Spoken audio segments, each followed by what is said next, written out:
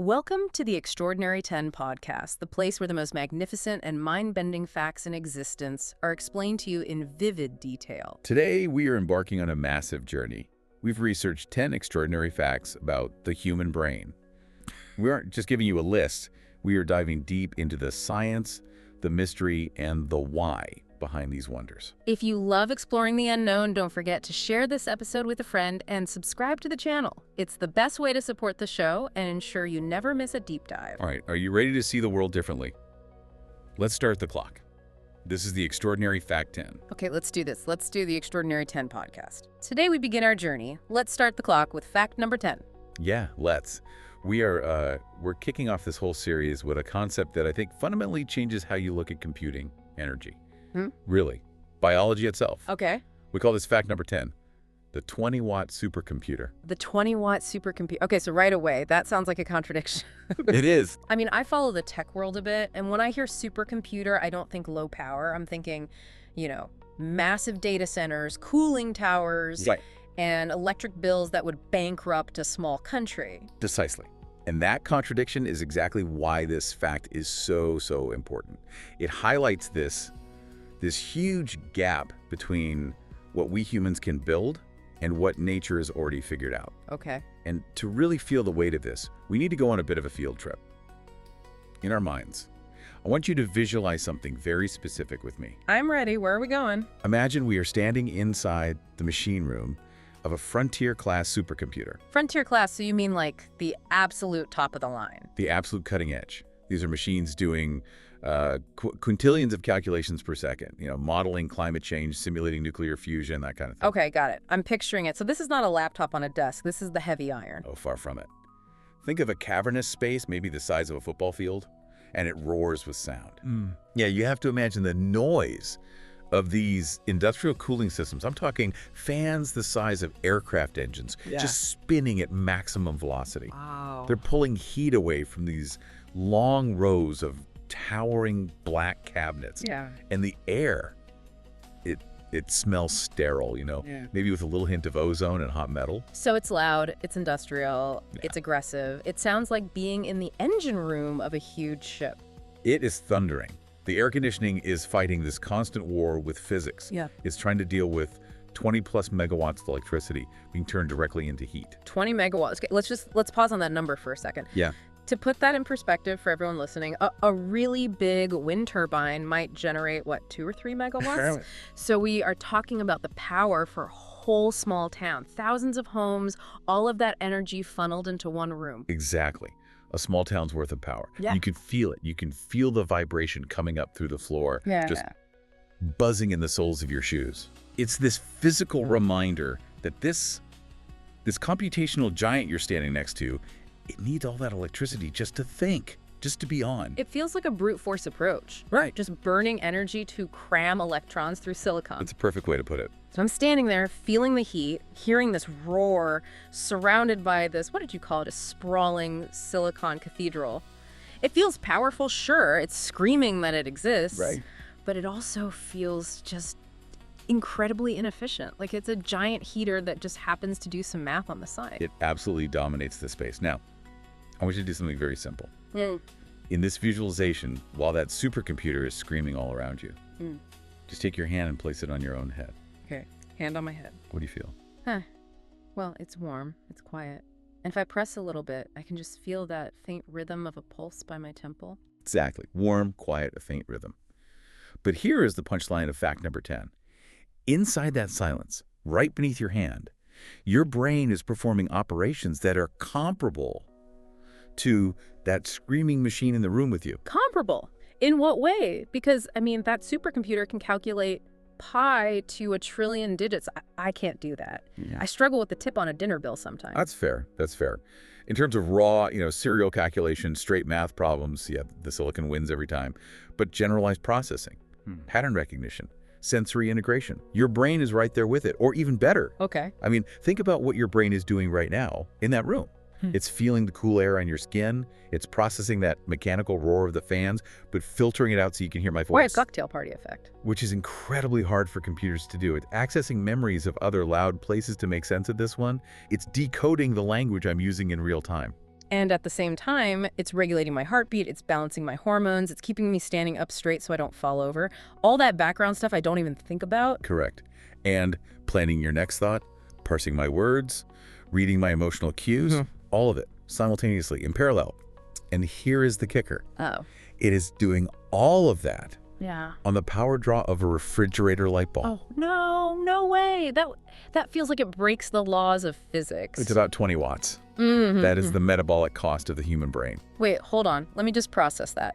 The machine that fills a building needs 20 million watts. Yep, And the machine between my ears needs 20 watts. 20. That is 1,000,000 to 1 difference in efficiency. That's 6 orders of magnitude. That is the difference. So Yeah. you're standing next to two machines. One screams, fills a building, vibrates the floor. The other fits in your skull, weighs 3 pounds, and whispers. Yeah. And yet, biologically, that whisper is matching the cathedral. That is. Actually, that's kind of humbling. It completely reframes what high-tech even means. We build these huge monuments to calculation, but nature did it first with a fraction of the energy. And that's the question. Why is there such a massive gap? Is it just the materials? You know, silicon versus cells? Materials are part of it, but it's mostly about the architecture, the design. And to really get our heads around how this is even possible, we have to use an analogy. I like a good analogy. Because the difference isn't just size, it's about how they move through the world. Okay, so how do we visualize this efficiency gap? So I want you to consider a cross-country journey and picture the supercomputer as a massive cargo freight train. Okay, the freight train, big, heavy, powerful, it's got momentum, it's loud. Extremely powerful. It can haul enormous loads, mountains of data, but think about what it needs just to function. Tracks, a lot of tracks, it can't go off-road. Miles of specialized tracks. Infrastructure. You need substations feeding it huge amounts of power every few miles. You need maintenance crews constantly checking the wheels, the rails. To make the train work, you have to literally reshape the landscape. You have to blast through mountains, lay down all that steel. Exactly. And that's a rigid system. In computer terms, this is sort of the architecture we use today, isn't it? The processor is in one place, the memory somewhere else. That's it, exactly. It's what we call the von Neumann bottleneck. On a normal computer, our freight train memory and processing are separate. You have the factory, the CPU, and the warehouse, the RAM. To do anything, you have to ship the data from the warehouse to the factory, do the work, and then ship it back. And that shipping, that commute, costs energy. It costs a huge amount of energy. So much power is wasted just shuttling the data back and forth on the tracks. That's our freight train. It's powerful, but the logistics are just a nightmare of inefficiency. Right. Now, consider the brain. The brain is a hummingbird making that same cross-country journey. A hummingbird. Wow, that is a very different image. It is. The hummingbird carries less raw cargo, maybe. It's not hauling coal, but just think about what it does. It navigates the wind, it hunts for food, it builds nests, it courts mates, it remembers the location of every single flower along its route. It's multitasking. The train just plows ahead on a fixed track. The hummingbird it's alive. It's reacting to chaos in real time. It's agile. And it does all of this while sipping nectar that's equivalent to, like, a fraction of a candy bar per day. A fraction of a candy bar, so that's its glucose intake. That's the fuel efficiency we're talking about. Yeah. The train reshapes the landscape to function. The hummingbird, it just dances through the air on borrowed energy. Dances through the air on borrowed energy. I like that. That's beautiful. It really gets at the difference in design philosophy. One is rigid and just consumes resources, and the other is fluid and incredibly light. And it comes down to where the work happens. See, unlike the train, the brain doesn't separate memory and processing. There is no bottleneck. In your brain, the memory is the processor. The synapse, that connection between neurons, it stores the memory and it performs the calculation at the same time. So there's no commute. There's no commute, no wasted energy moving data around. That's a huge distinction. So the hummingbird doesn't need tracks because it's carrying everything it needs right where it needs it. The data doesn't have to travel. It's already there. Exactly. And there's another layer to this. The brain is what we call event-driven. In a computer, the clock is always ticking. Billions of times a second, electricity flows. Checking, is there work to do? Is there work to do? It's like keeping your car engine revving at 5,000 RPM while you're stopped at a red light. Perfect analogy. And the brain. What does the brain do? The brain is sparse. Neurons only fire when they have something to say. If nothing is changing in your visual field, those neurons go quiet. they stop using energy. It's like an engine that shuts off completely between every single piston firing. So it's not just a better architecture, it's a better operating policy. Only use power when you absolutely have to. But how did we get here? Why is our tech so clunky compared to biology? We think of ourselves as pretty smart, but our best machines are heating up the planet while our brains run on like a sandwich. Well, it comes down to time. Yeah. We've spent, roughly 80 years building better trains, better computers, and we're very proud of our trains. But evolution has spent 500 million years optimizing the hummingbird. 500 million years. Okay, yeah, that is a bit of a head start. We're only now just starting to glimpse why the hummingbird's approach, the brain's approach, is probably fundamentally better for a whole class of problems. We've been so focused on raw power, on that freight train model, we miss the elegance of the 20-watt solution. It really makes you wonder, doesn't it? We look at these huge server farms as the pinnacle of technology, but maybe they're just dinosaurs. Yeah. Or just incredibly inefficient first drafts. That is the big question, and that's what leads us to the future implications of this fact. Because this isn't just a fun piece of trivia, it's a roadmap for where technology has to go. We're hitting a wall where we simply cannot build enough power plants to run the AI of the future if we stick with the train model. I read somewhere that if you tried to simulate a human brain with our current chips, it would need a gigawatt of power, like a whole nuclear reactor. That's right. It's completely unsustainable. So, what happens to civilization when we crack this code, when we finally figure out how the brain does it? The efficiency code. That is the holy grail. Researchers are working on this right now. It's called neuromorphic computing. And if we can build artificial systems that match biological computation at biological power budgets, we won't just have better computers. We will fundamentally change what is possible in the world. Okay, give me an example. What does that actually look like? Because right now my phone battery dies in a day, and I know if I ask an AI a hard question, it's going to some server farm in Oregon. Well, imagine autonomous systems, robots, sensors, environmental monitors that can operate for years on solar cells the size of your palm. Years without plugging in. If they're running at 20 watts or even less for simpler tasks, yes. Imagine an AI assistant as smart as what we have in the cloud today, but it's running locally on a device in your pocket that never needs charging. Wow. No data centers, no huge cooling fans, just intelligence everywhere, sipping energy like a hummingbird. That changes everything. It totally decentralizes intelligence. Right now, AI is this energy-hungry beast that lives in a cage. The data center, we hear about the water, the electricity. If we switch to the hummingbird model, AI becomes almost part of the natural environment. It becomes sustainable. It becomes ubiquitous and sustainable. Think about search and rescue drones. Right now, they fly for, 20 minutes and they're done.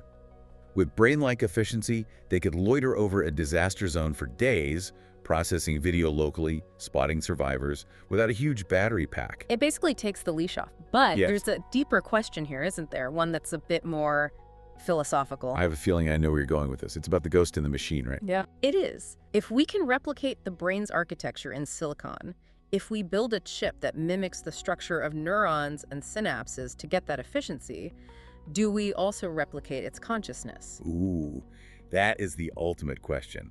If you build the cathedral, does the spirit move in? We tend to assume consciousness is software, but what if it's tied to the hardware efficiency?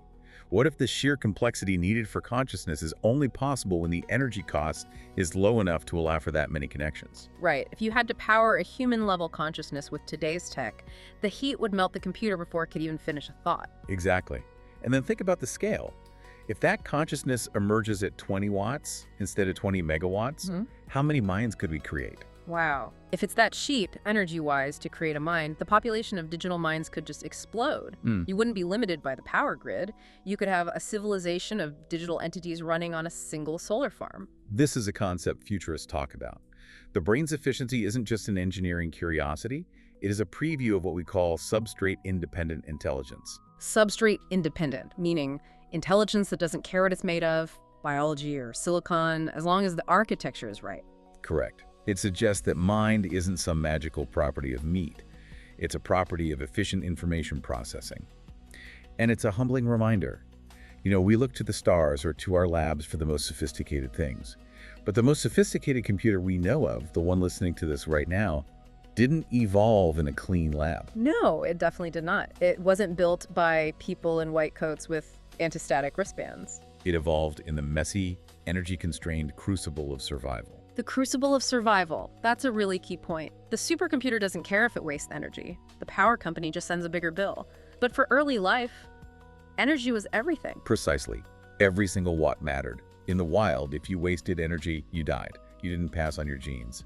If a prehistoric brain spent too much energy processing the sound of the wind, it starved to death because it burned through its calories too fast. So the brain had to become the ultimate efficiency machine.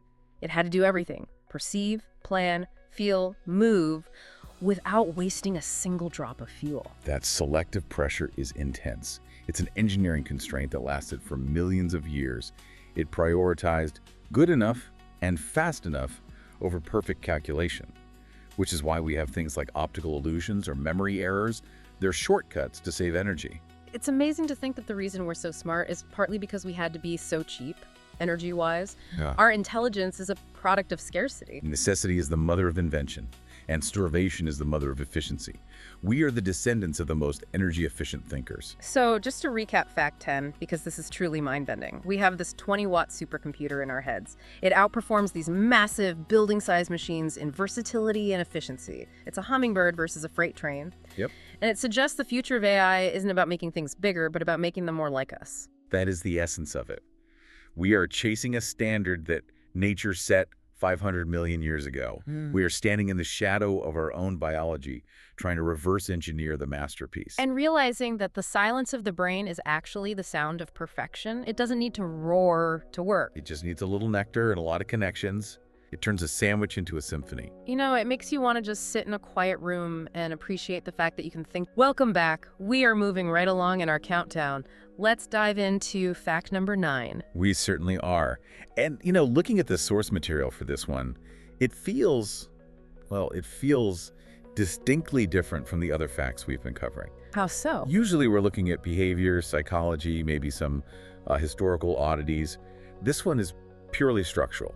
It's about the fundamental architecture of you. It really is. And I have to admit, it completely messes with your sense of scale. I mean, usually when we talk about the brain, we zoom out, right? We talk about the 3-pound organ, the 2 hemispheres. The parts doing the big jobs. Exactly. We look at the macro picture. But fact number 9, it demands the absolute opposite. It forces us to get small, really small, microscopic. Right. It asks us to just ignore the whole for a moment and instead look at a fragment of the brain so tiny you'd barely feel it on your fingertip. The source material actually calls this section the universe in a grain of sand, which, you know, at first glance sounds a little bit like a greeting card. It does have that poetic ring to it, doesn't it? But I think by the time we're done here, you'll see it's not really poetry. It's more like a literal description of data density. That's a great way to put it. The mission for this deep dive isn't poetry. It's to show how this tiny fragment, this grain-sized piece of your cerebral cortex, contains a level of complexity that doesn't just rival our greatest tech, it completely eclipses it. That's the goal. We're going to spend this whole session just focused on that one little speck. We'll visualize it, take it apart, and see what makes it tick. And I promise you, you won't look at a grain of sand or your own head the same way again. Okay, so let's start there. The source material kicks us off with a really specific, really vivid visualization. It invites us on a trip. So for everyone listening, if you can, try to visualize this with us. We're going to shrink down. Way, way down. Imagine shrinking past the size of an ant, smaller than a dust mite, until you are standing on the surface of a piece of brain tissue about the size of a grain of sand. And to pause there for a second. The way we usually see the brain in diagrams, it's this smooth, pink, rubbery thing. But at this scale, that is absolutely not what you'd see. No. The text describes it as a dense forest. Exactly. You're standing on a landscape that's formed by the neural cell bodies. These are, the hearts of the neurons. So if I'm standing there and I look up, what's the canopy like? So imagine these cell bodies are the ground. And growing out of them, reaching up towards the sky, are the dendrites. The source describes them as looking like winter trees. I love that image, winter trees. It makes you think of bare branches reaching out, waiting to catch something. And that's exactly what they do. They're the receivers. So picture a forest of oak trees in December, stripped of all their leaves, just thousands of branches forking and dividing into finer and finer twigs. That's the texture of the space you're in. And it's not just empty space between these trees, is it? Not at all. Weaving between the trees through all those branches, almost like vines, are the axons. Yeah. The axons are the transmitters then. They are the living cables of the brain.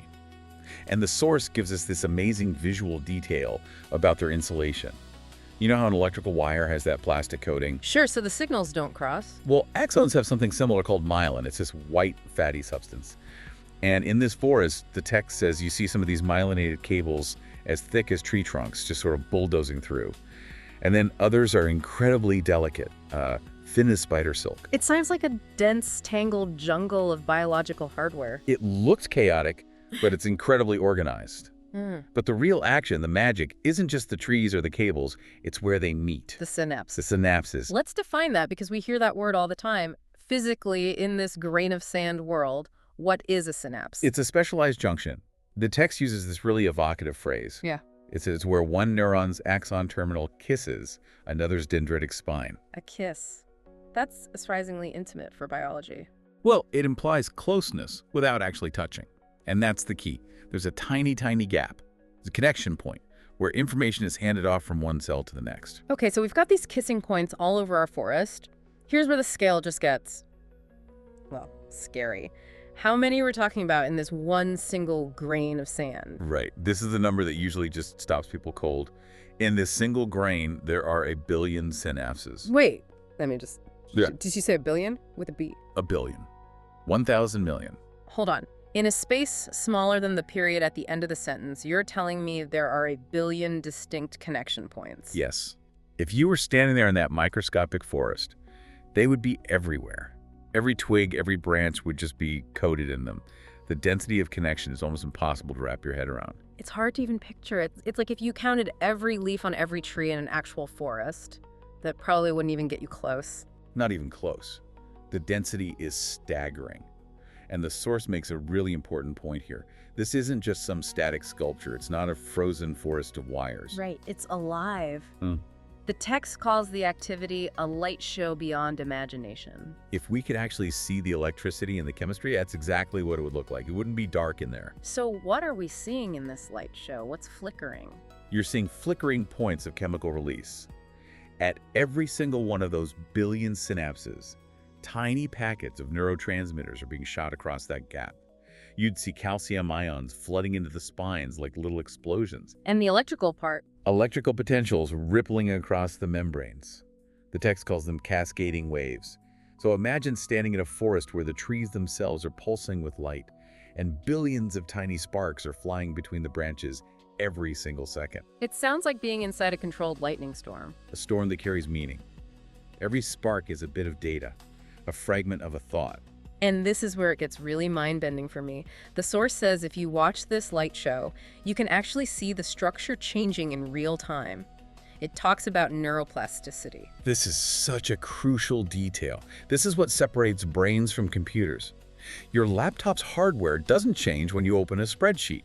It doesn't grow new wires. But the brain does. The brain absolutely does. The text says you'd see some synapses literally strengthen their glow as you watch. And that strengthening glow, that's a memory being formed. That is the physical creation of a memory or a learned skill. The connection becomes more robust, more sensitive. It physically changes. And the opposite happens too. Others fade away. Connections that aren't used get pruned. The forest is constantly gardening itself. You're standing inside a living computer that is literally rewiring its own circuits based on what it's thinking. That's wild. It's a loop.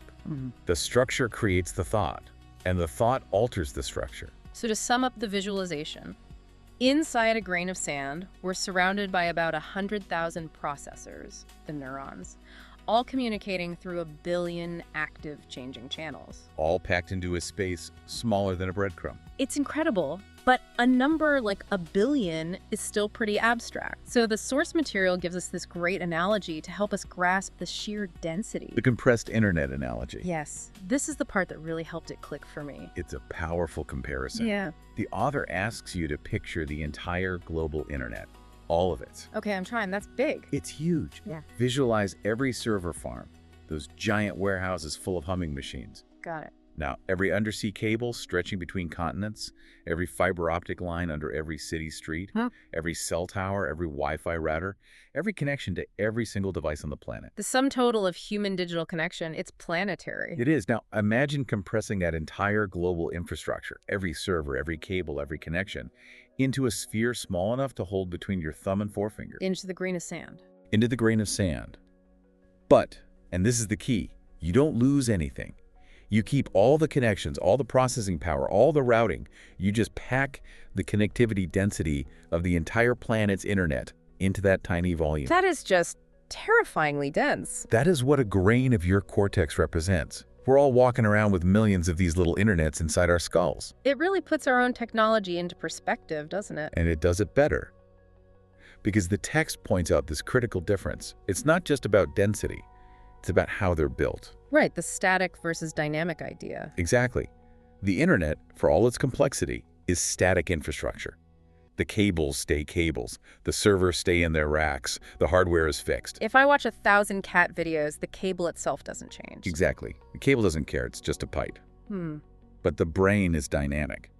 The source says, and I love this quote, the equivalent of the cables actively rewrite their own connection strengths thousands of times per second. The text has a metaphor for that too, right? It says it's as if every fiber optic line on Earth constantly adjusted its own bandwidth based on what was flowing through it. Can you imagine that? Yeah. Imagine if the cables under the street could sense which messages were important and literally grow thicker to handle them. Or just unplug themselves from one place and plug in somewhere else that's more efficient. A living map. It creates a living map of importance from pure information flow. It builds itself. The internet needs engineers to upgrade it. The brain engineers itself. And the efficiency. Let's not forget the efficiency. Oh, it's baffling. The source notes this whole system runs on chemistry and electricity with a heat signature that's barely detectable. Think about the heat from a single server farm. It's immense. They need massive cooling systems. And yet inside this grain of sand, with the same connectivity as the internet, it's just warm. It's performing this ultimate computational feat, running on the energy equivalent of a faint whisper. If we tried to build a computer that could do this with our tech, it would need its own power plant. And it would probably melt through the floor. So, where does this leave us? We've established this insane complexity, this incredible density. And that leads us to what the source calls the big question. Right. This is where we pivot from biology to philosophy. And this is the part that, honestly, it kept me up last night. Me too. The question is, if this much computational complexity exists in a space smaller than the naked eye can see, what are the physical requirements for consciousness? That's the one. Because we usually assume you need a whole brain to be aware. We think of consciousness as emerging from the whole 3-pound organ. That I am the whole thing. We do. Yeah. But the source challenges that. It asks, could consciousness be less about total mass and more about achieving certain organizational thresholds at very small scales? Organizational thresholds. Unpack that. It means once you hit a certain density of connection, like the density in our grain of sand, does something just turn on. Like a critical mass. Exactly. Inside that grain, you have all the functional building blocks. You have circuits that can process features, recognize patterns, store memories. Those are the components of experience. So, is consciousness not one big spotlight, but maybe a chorus? A chorus of millions of tiny points of awareness. That's a spooky thought, but it has real-world implications, doesn't it? Especially with prosthetics. This isn't just philosophy, it's becoming an engineering problem. The source brings up neuroprosthetics and brain-computer interfaces. Which are happening right now. This isn't science fiction. No, it's not. So follow the logic. Let's say we can build a synthetic implant, a chip, that perfectly matches the density of that grain of sand. 1 billion synthetic synapses, capable of dynamic rewiring. We build a digital grain of sand. Right. And we replace a small, damaged part of a patient's cortex with our synthetic grain. It connects, it processes signals, the person functions normally. They say, I feel fine. But here's the question. If the synthetic implant matches the complexity, does it also match the consciousness? Ooh, that is the line, isn't it? Where is the line between the biological self and the artificial patch? If I replace one grain, I'm surely still me. Right. But if you replace grain by grain... Ship of theses problem, but for the mind... What about 10%? Right. 50%? Yeah. If you replace 100% of my brain with chips that do the exact same processing, am I still in there? Or is it just a perfect simulation of you with no one home? A zombie ship, as the source calls it. It processes the data, it gives the right outputs, but there's no light on inside. It's terrifying. It forces you to ask, what am I? Am I the hardware or the pattern? And that leads to the final point from the text, the comparison between inner space and outer space. It's such a humbling implication to end on. Think about what we build as a species. Big things. We build big things. We're obsessed with size. Particle accelerators that are miles long. Space telescopes to look at galaxies billions of light years away. We're always looking outward for complexity and mystery. We're searching the cosmos. But the text reminds us that the complexity we seek in the stars, the vast webs, the dynamic energies, it might be matched, measure for measure, in the microscopic architecture between our own ears. Looking inward is just as infinite a journey as looking outward. Who really is? We think of exploring as going to Mars. But there's a frontier right here inside the skull that's just as deep, just as unknown. Every single grain of cortex is a universe of its own. A universe with its own forests, its own lightning storms. And its own internet.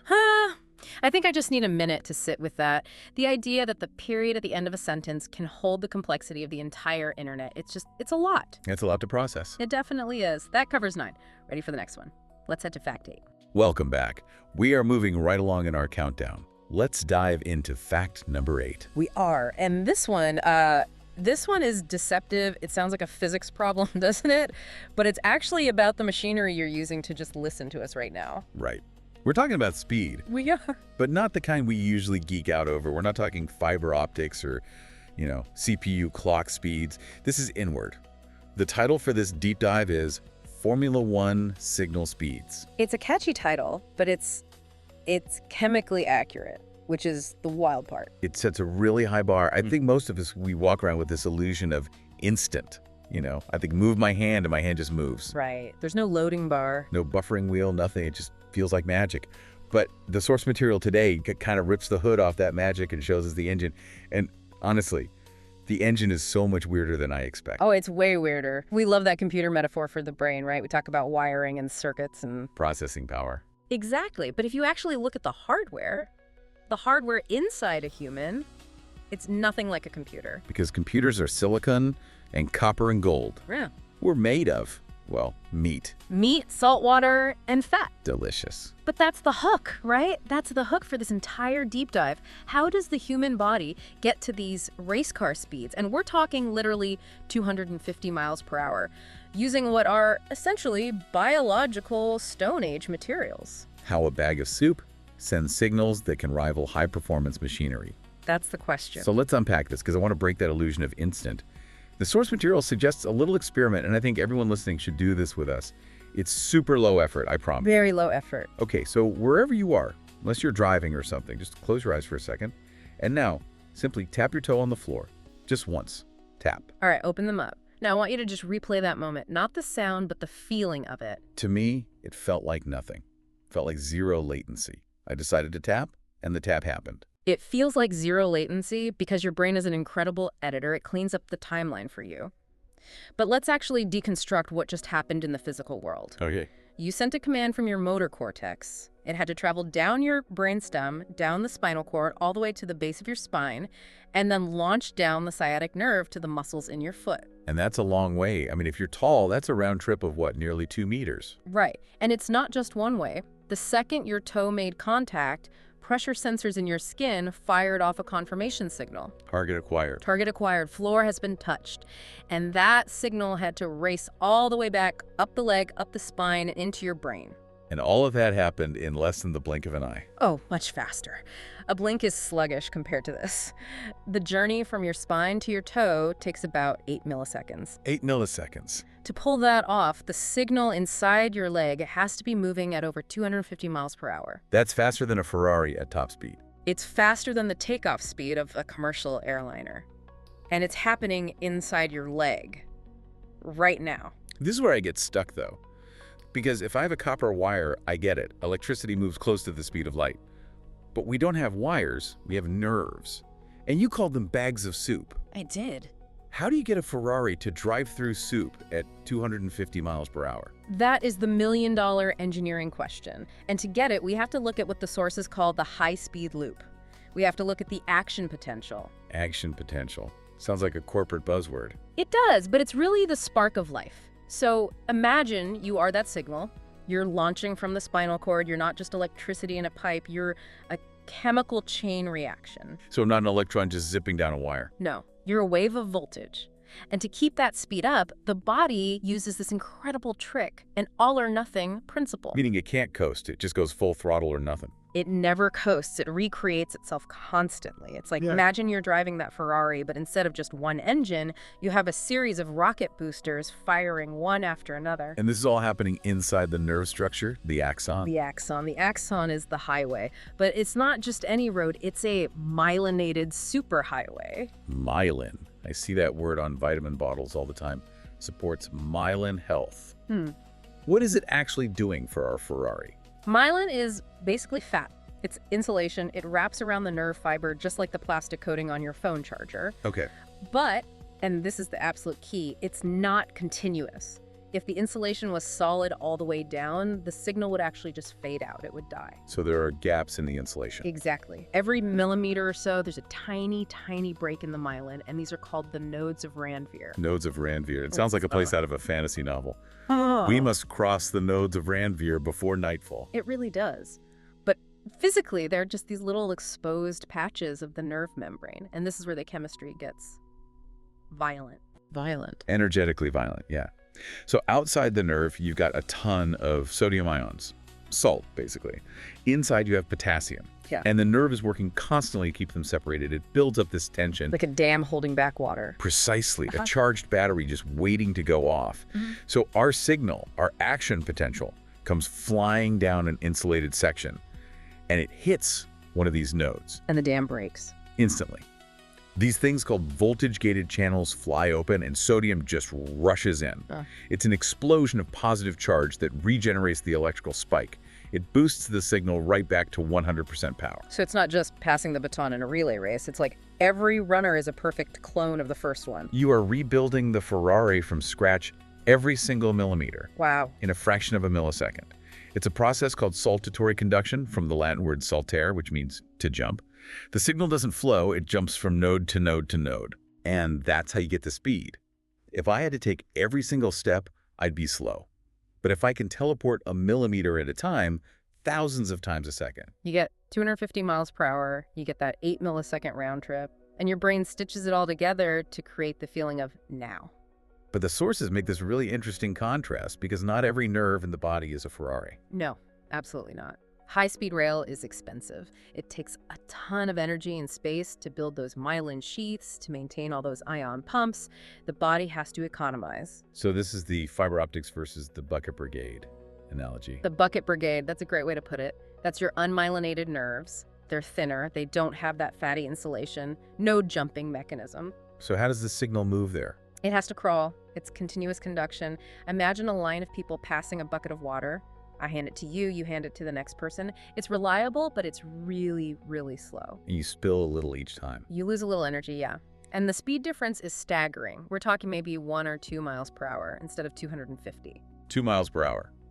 That's a slow walk. And you have felt the difference between these two systems. I guarantee it. Think about the last time you stubbed your toe really, really hard. Oh, I know this feeling all too well. It's the very first thing you feel. It's the impact, the thud. It's a sharp, almost mechanical awareness that I've hit something. That's the Ferrari. That is your myelinated A delta fibers screaming up to your brain. Impact detected, location, toe. We may have a breach. And then, like a second later, the wave comes. Yeah, the throb, the dull, aching, burning pain that just blossoms, makes you want to lie down. That is the bucket brigade. Those are your unmyelinated C fibers. They are trudging up your leg at 2 miles per hour, carrying the chemical message of tissue damage. The delay you feel is literally the time difference between the two signals arriving. So the double take of pain is just the difference in connection speeds between two different internet providers running up my leg. It's dial-up versus fiber, exactly. But let's go back to that Stone Age idea. Because real fiber optics are amazing. We're shooting photons down glass tubes at nearly the speed of light. It's incredible technology. But the body's achievement is, you could argue, more impressive because of what it doesn't have. Yeah. We don't have lasers. We don't have glass. You have wetware. Wetware. I love that term. Think about it. If you gave a brilliant engineer a bucket of salt water, some fat, and some mushy proteins, and you said, build me a communication network that transmits data at 250 miles per hour with zero loss, they would laugh at you. They'd say it's impossible. I need copper. I need perfectly pure silicon. But evolution figured it out. It figured out how to arrange salt and fat and protein to cheat the normal speed limit of chemistry. It's a miracle of engineering using what are basically soup ingredients. And it's self-repairing. This was the Formula One point from the source that really blew my mind. Right. Think about a fiber optic cable under the ocean. An anchor snags it. What happens? The internet for a whole continent goes down. You have to send out a special ship, haul it up from the bottom of the sea. It's a disaster. It's static, it breaks, and it stays broken. But your axons are living things. They're the Formula One car that rebuilds its own engine while it's racing. That is the perfect analogy. Imagine a car doing 200 miles an hour, and while it's in a turn, the mechanic is climbing out onto the hood to swap a spark plug. That's what your cells are doing constantly. Because those little protein gates, the ones that let the sodium in, they wear out. They degrade all the time. So the cell has this internal transport system, like a little conveyor belt, that's constantly shipping new parts down the axon to replace the old ones on the fly. So for my entire life, these nerves have been maintaining themselves without me ever having to take the car into the shop. It runs for decades without a major overhaul. Our best tech can't touch that for resilience. We build things that are fast and fragile. Biology built something that's fast and self-healing. Which brings us to the really big question. The so what? We've got this incredible self-healing wetware superhighway. But now we're trying to plug silicon into it. Yeah, the age of the BCI. The brain-computer interface. We're trying to hardwire into this system. And based on everything you just said, that sounds monumentally difficult. It is the ultimate compatibility problem. The challenge isn't just reading a signal, it's matching the timing. Because of the speed of the loop. Because of that 8-millisecond loop. If you're building a robotic leg for a paralyzed patient and you want them to walk naturally, your robot has to get the signal, process it, move a motor, and send a sensory signal back to the brain. All inside that 8-millisecond window. Or damn close to it. If there's a lag, even 50 or 100 milliseconds, the brain knows. It feels wrong. It's the uncanny valley, but for movement. Exactly that. The brain says, I sent the command, but the feedback came late. This isn't my leg, it's a tool I'm using. To get that true feeling of embodiment, we have to make the silicon dance to the same rhythm as the salt water. And what about the other way? The source material gets a little sci-fi, which I love. What about enhancement? Ah, yes. The idea of overclocking a human. If we know the mechanics, if we know it's all about myelin and node spacing, could we tune the engine? Could we make a human faster? Theoretically.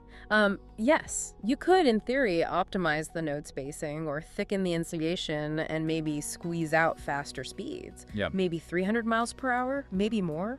You'd have superhuman reflexes. You'd be unstoppable in video games. A perfect goalie. But that raises a really profound question when the text brings up.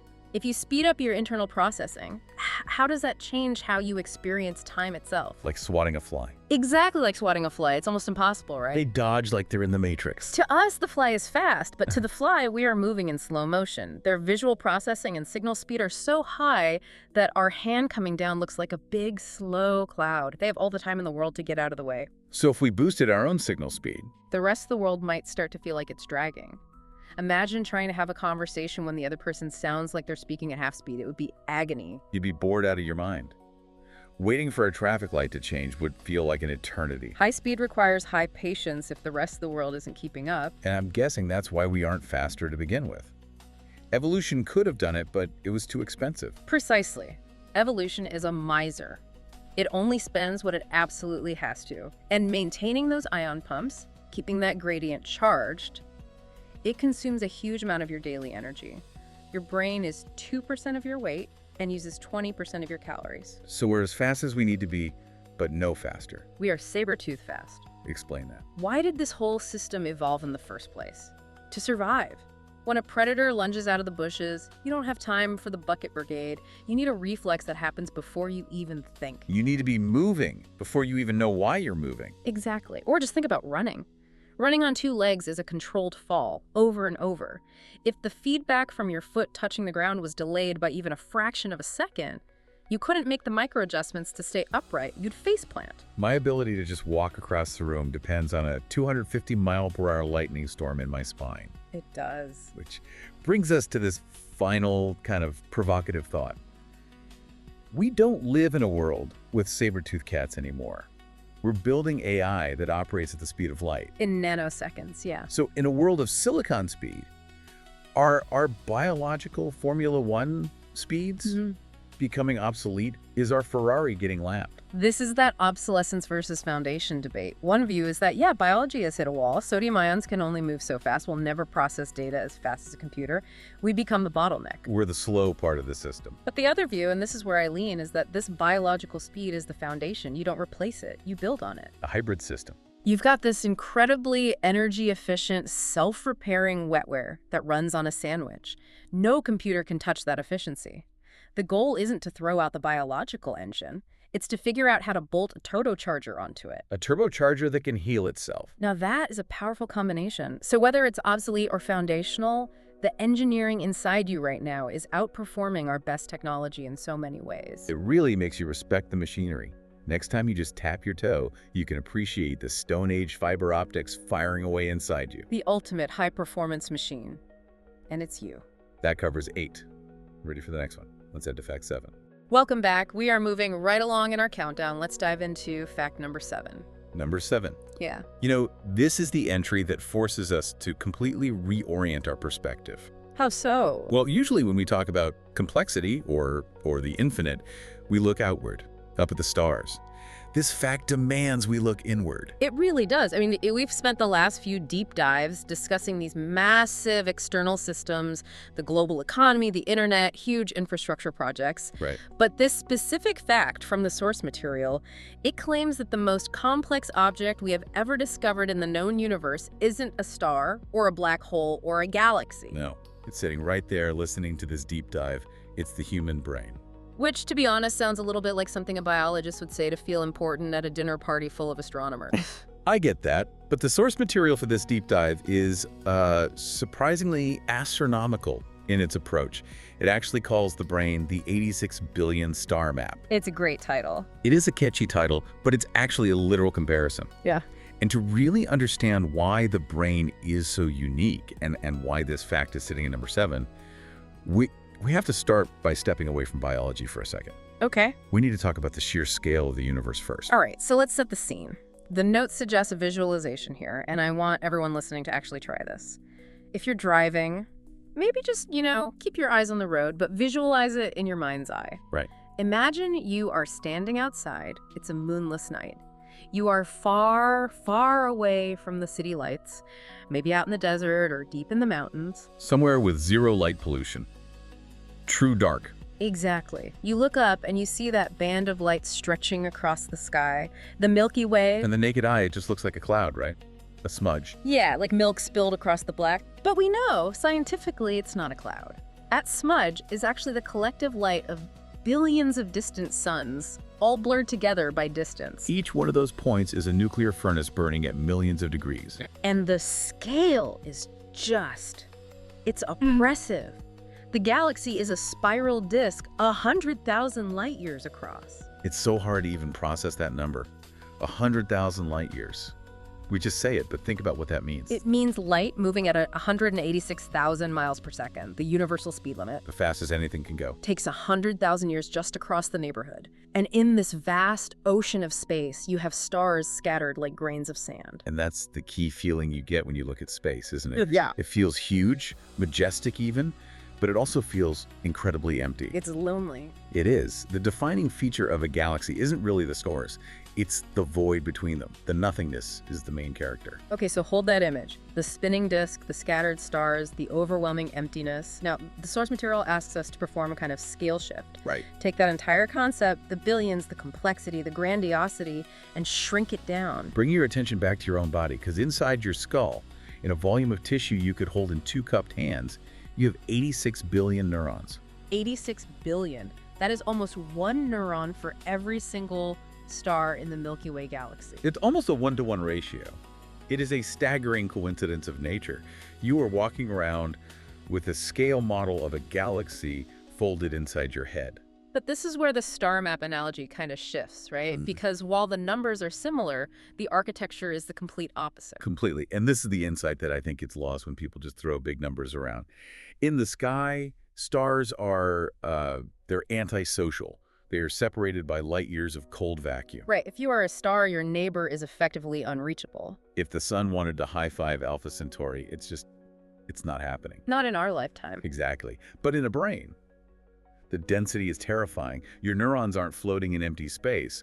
They are packed so tight that their branches are constantly touching, interweaving, wrapping around each other. The visual here is wild. The source says that if each of your neurons were a pinpoint of light, just like a star, If we could somehow light them up to match their celestial counterparts. your brain wouldn't look like the Milky Way. It wouldn't be this dusty, scattered cloud. No. It would be a solid sphere of blazing white light. A solid sphere of luminance. I love that image.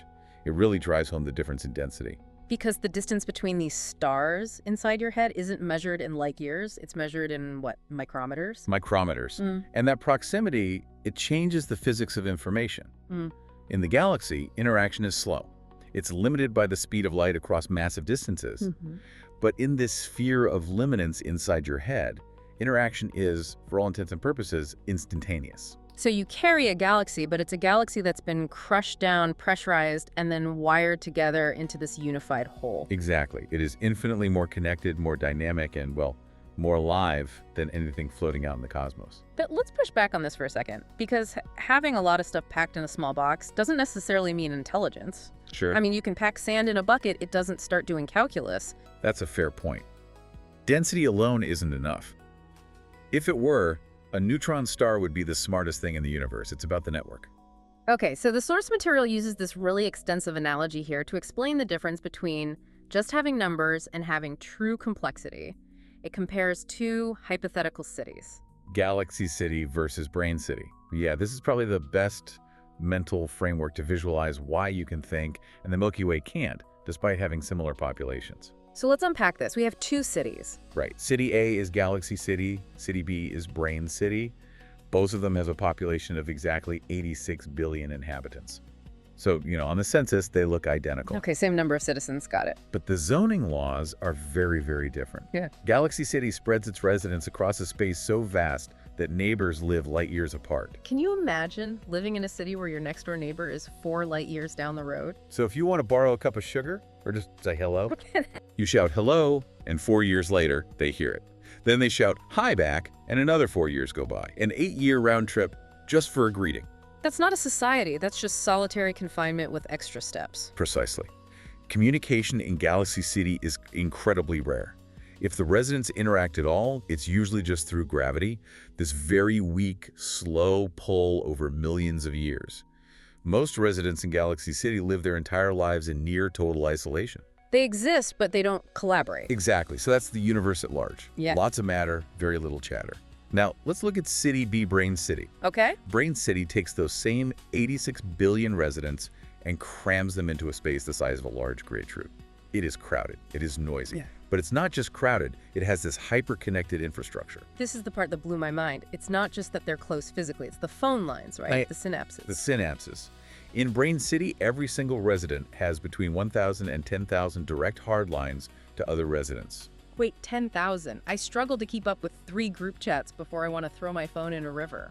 Imagine having a direct, dedicated fiber optic cable to 10,000 different people, and you were using them all the time. And these residents aren't sending occasional letters like in Galaxy City. Oh no.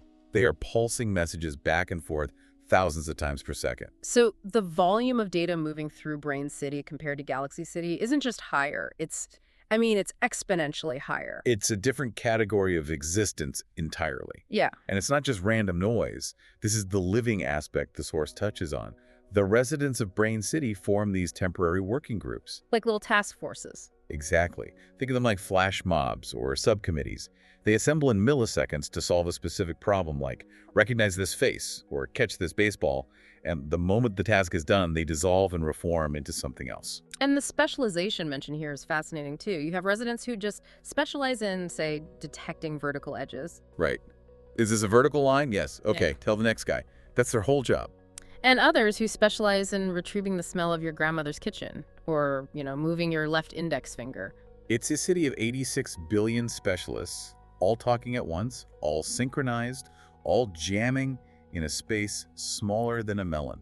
So the conclusion the source draws from this analogy is pretty stark. It says, when Galaxy City takes 1 million years to do what might loosely be called computation via gravity, Brain City completes billions of meaningful operations per second. that is the difference. Both are large systems. Both have 86 billion parts. But only one of them generates a mind. And that distinction between just having the parts and having the wiring, that's what leads us to the biggest question of all. A question of consciousness. This is the part that keeps me up at night. Because, okay, we've established that 86 billion is a huge number and the connections are key. But is it just a numbers game? I mean, if I build a computer with 86 billion connections, does it just wake up? That is the mystery, isn't it? The source brings up a comparison with a mouse to test this idea. Right, let's look at the mouse. A mouse has roughly 70 million neurons. Which is a lot for a tiny creature, to be fair. It is, absolutely. Yeah. But compared to a human, it's about 1,000th of the count. So if consciousness is just a linear numbers game, more neurons equals more consciousness, then we have to ask a difficult question. Which is human experience exactly 1,000 times richer than a mouse's experience? how would you even quantify that? I am currently feeling 1,000 times more anxiety than that mouse over there. Right. I think on some days we definitely feel 1,000 times more anxiety. But strictly speaking, it's a difficult metric. Does a mouse love its offspring 1,000th as much as a human? Probably not. So it suggests the relationship isn't linear. It's not just one neuron equals one unit of thought. Exactly. The source suggests we might be looking at what scientists call a threshold effect. Like a tipping point. Think of boiling water. It's a classic example. You have a pot of water at 20 degrees. You add heat. It gets to 50 degrees. It's still just water. Still water. You get to 90 degrees, still water. But then you hit a magic number, 100 degrees Celsius, and suddenly the physics change completely. It becomes steam. It undergoes a phase transition. Right. So the theory is maybe you add neuron and add neurons and you just get a smarter ape. Right. And then suddenly you hit a magic density or a specific complexity, and boom, you get language, you get self-reflection, you get the ability to do a deep dive on your own brain. It's a compelling idea that we are just the result of a biological phase transition, but there is a counter-argument here, isn't there? And it comes from technology we are building right now. Artificial intelligence. Exactly, because if it was just about hitting a number, if 86 billion was the boiling point for consciousness, AI should have woken up by now. That's the awkward reality we are facing. We are currently building artificial neural networks with billions or even trillions of parameters. Trillions. In terms of raw component count, some of these large language models are already exceeding the 86 billion count of the human brain. Yet, I don't think anyone would seriously argue that a chatbot is sitting there wondering about its purpose in the universe. No. Or feeling the cold or loving a song. They can generate text that sounds like they do, but there doesn't seem to be a subjective I. There's no lights on inside the machine. So if they have the numbers, if they have the population of Brain City, but they don't have the consciousness, what's missing? It has to bring us back to architecture. It has to be the wiring. The wiring theory. Right. And the source highlights a few key differences between a brain and an AI. One is plasticity. Which is a fancy word for learning, but it's more physical than that, isn't it? So much more physical. Think about an AI model. Generally, it's trained once, it reads the whole internet, it sets its weights, and then it's static. Locked in. When you talk to an AI, it isn't physically rewiring its code based on your conversation. It resets every time. But my brain, if I learn a new phone number, or if I smell a new perfume. Your brain is physically rewriting itself. It is growing new connections, strengthening others, pruning back the useless ones. It is a structure that is constantly under construction. So it's not just a processor, it's a living, shifting landscape. The roadmap changes while you're driving on it. That's a great way to put it. And that leads to the second major difference mentioned in the notes, the strange loop. Strange loop. That sounds like a sci-fi thriller. What does that actually mean in neurology? It's a concept from Douglas Hofstadter, but applied here, it basically implies recursion. Recursion. Okay, break that down for us. Most AI is a feed-forward mechanism. Input goes in, math happens, output comes out. It's a straight line. But the brain is filled with feedback loops. It processes data, but then it processes its own processing. It watches itself watch the world. Exactly. It's a loop that folds back on itself. It creates a mirror effect where the system becomes aware of the system. So the galaxy in the skull isn't impressive just because it's big. No, it's impressive because it is, and this is a quote from the source, the right kind of large, wired in the right kind of way. The right kind of large, wired in the right kind of way. That's the secret sauce. It suggests that consciousness might not be about hitting a quota of neurons.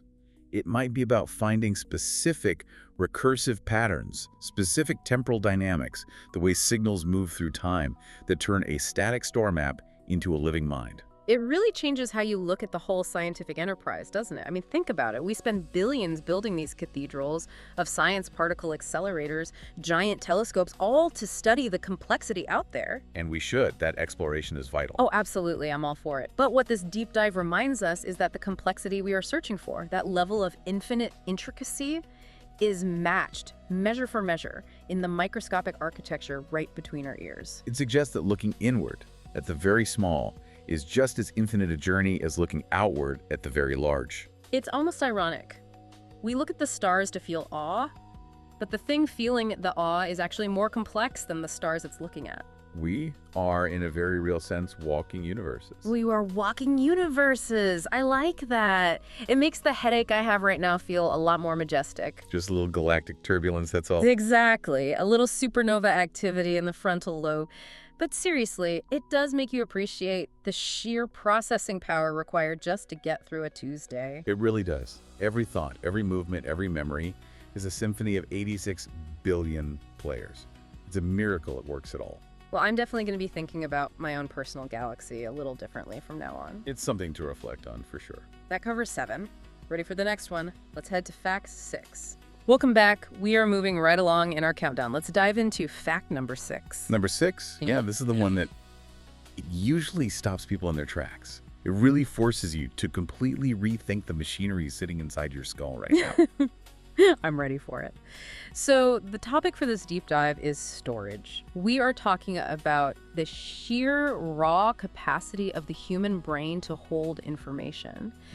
And the headline figure here is, well, frankly, it sounds made up. We're looking at a storage capacity estimated at roughly 2.5 petabytes. 2.5 petabytes is a number that is so hard to wrap your head around, ironically. It sounds like marketing fluff. I mean, I go to the electronics store, I buy a 1 terabyte external drive for my laptop, and I feel like I have infinite space. You know, I can store every photo I've ever taken on that thing. Right. But we're talking petabytes here. How do we even begin to conceptualize that scale? It's so difficult because petabyte is just an abstract tech term to most of us. It sounds like gigabyte, just bigger.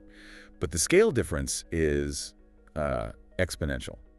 To really understand what Fact 6 implies, we had to translate that biological capacity into physical hardware. Okay, let's unpack this.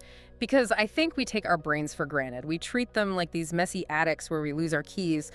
But the specs are actually insane. They are. If I wanted to build a human brain using today's tech, what am I looking at? Okay, I want you to close your eyes for a second. Let's go on a field trip. Imagine you're standing inside a massive industrial-grade server farm. Okay, I'm there. Concrete floors, security cameras, the whole deal. Right. Picture the scene. You're in a warehouse-sized room. It spans like the length of a football field. Wow. There are rows upon rows of black metal racks stacked floor to ceiling. And inside those racks are hard drives. Specifically, let's say we're using standard high-capacity 10 terabyte drives. Okay, those are heavy-duty drives. That's what pro video editors use. They are. Now, to match the capacity of your brain, that 2.5 petabytes, you would need 250 of those massive drives running simultaneously. 250, that's a wall of storage. It is. But it's not just about the plastic and metal. Think about the environment in that room. It's loud. Oh, yeah. You hear the high-pitched whine of the skinning platters, thousands of them. You hear the deafening roar of the cooling fans. And why? Because 250 hard drives running at full tilt generate an immense amount of heat. Right. If you don't cool them, they melt. They're done. Exactly. So the room has to be kept freezing cold, air-conditioned aggressively, 247. It draws megawatts of power. It is an industrial, energy-hungry, loud beast of a system. It vibrates, it hums. It's an ecological nightmare, basically. Now, open your eyes. Yeah. Put your hand on your head. Okay. Inside that skull, sitting quietly, is the exact same storage capacity. Yeah. But There are no moving parts. There are no spinning disks at 7,200 RPM. No fans. No forced air cooling systems roaring in your ears. It's silent. It's silent. It's warm. And it fits in a structure that weighs about 3 pounds. You are carrying that server farm around with you every single day, but biology has solved the engineering problems of heat, size, and noise in a way that our best technology can't even touch. That puts the efficiency into perspective. We build these massive data centers, we pave over land to store our cloud data, and nature figured out how to pack 2.5 petabytes into a 3-pound organic sponge that runs on what? The energy of a dim light bulb. Roughly 20 watts, yeah. And that 20 watts isn't just for storage. That's for running your heart, your lungs, and processing your vision, too. It is a biological miracle of efficiency. But wait, I have to push back a little here. It's impressive, sure. But if I have a 2.5 petabyte hard drive on my desk, I know exactly how it works. I have a file system, I have folders, documents, then photos, then 2024, then vacation. It's hierarchical, it makes sense. Right, and that is how computers think. They use directories. If you want to find a file, you need to know the path. C drive /users/documents. So does the brain have a C drive? No. And this is where the comparison between the brain and a computer starts to really break down. If you look for a folder in your neurons labeled childhood/houses/primary residence, you just aren't going to find it. Thank goodness, because I would never remember the file path. My desktop is messy enough. The brain is not a filing cabinet. The source makes this distinction very clear, and it's critical to understanding why we think the way we do. The brain utilizes distributed storage. Distributed, so it's not in one place. Nope. It's searchable by meaning and association, not by address. It operates in milliseconds, triggering a whole web of connections across the entire cortex. Let's use the example from the deep dive source, because I think this makes it really concrete. Yeah. It uses the example of your childhood home. When I recall that memory, in my head, it feels like I'm pulling up a photo. I see the front door. It feels like a photo, but that's an illusion your brain creates. In reality, you aren't retrieving a single JPEG file. You are reconstructing a scene from scattered parts. So where are the parts? Everywhere. The visual cortex at the back of your brain holds the layout, what it looked like, the chip paint, the color of the siding. But simultaneously, the olfactory bulb is firing up the memory of how the house smelled. Like old wood or rain or whatever my mom was cooking. Exactly. And the feelings. The feeling of being safe, or maybe the feeling of being bored on a Sunday. Yeah. That's the amygdala and the hippocampus. They're tagging that visual information with emotional data. And even the motor cortex gets involved. It remembers the specific physical sensation of how the door handle felt in your hand. Or the muscle memory of walking up the stairs in the dark. Yes, so it's a full body recall. You're not just seeing the house, you're partially reliving being in the house. Wow. The source uses this beautiful metaphor of a tapestry. Retrieving a memory is like pulling on a single thread. You pull that one thread, maybe you just catch a whiff of a specific spice in a restaurant, and suddenly the whole tapestry unfurls. Faces, songs, words, paths you walked. They all come rushing back together from different parts of the brain to form a coherent moment. That is so much more powerful and also way more chaotic than a computer search. A computer search gives you the file you asked for. That's it. And the brain gives you the file, plus the soundtrack, plus the smell, plus the feeling you had when you saved it. Which brings us to this other analogy of the living library. Okay, I love libraries. If we want to visualize the amount of content, imagine a library. But this isn't a library of books. It's a library containing 3 million hours of high-definition video. 3 million hours. I did some quick math on that. If you ran that continuously 24 hours a day, it would take over 300 years to watch. It's effectively infinite for a human lifespan. You cannot fill it. But, and this is the kicker, this library isn't organized by title. It's not alphabetical. There's no Dewey Decimal System. No. It is cross-referenced by elements and context. Yeah. And this is what makes the brain so much better than a database for navigating the complexity of life. A database indexes by file name or date created. Very literal. Very. The brain indexes by tags. Similar lighting, similar emotions, similar sounds. The source gives the specific scenario of the red car. I want to walk through this because it just shows how messy and brilliant the brain is. Let's say you need to recall a memory of a red car on a rainy day. Okay.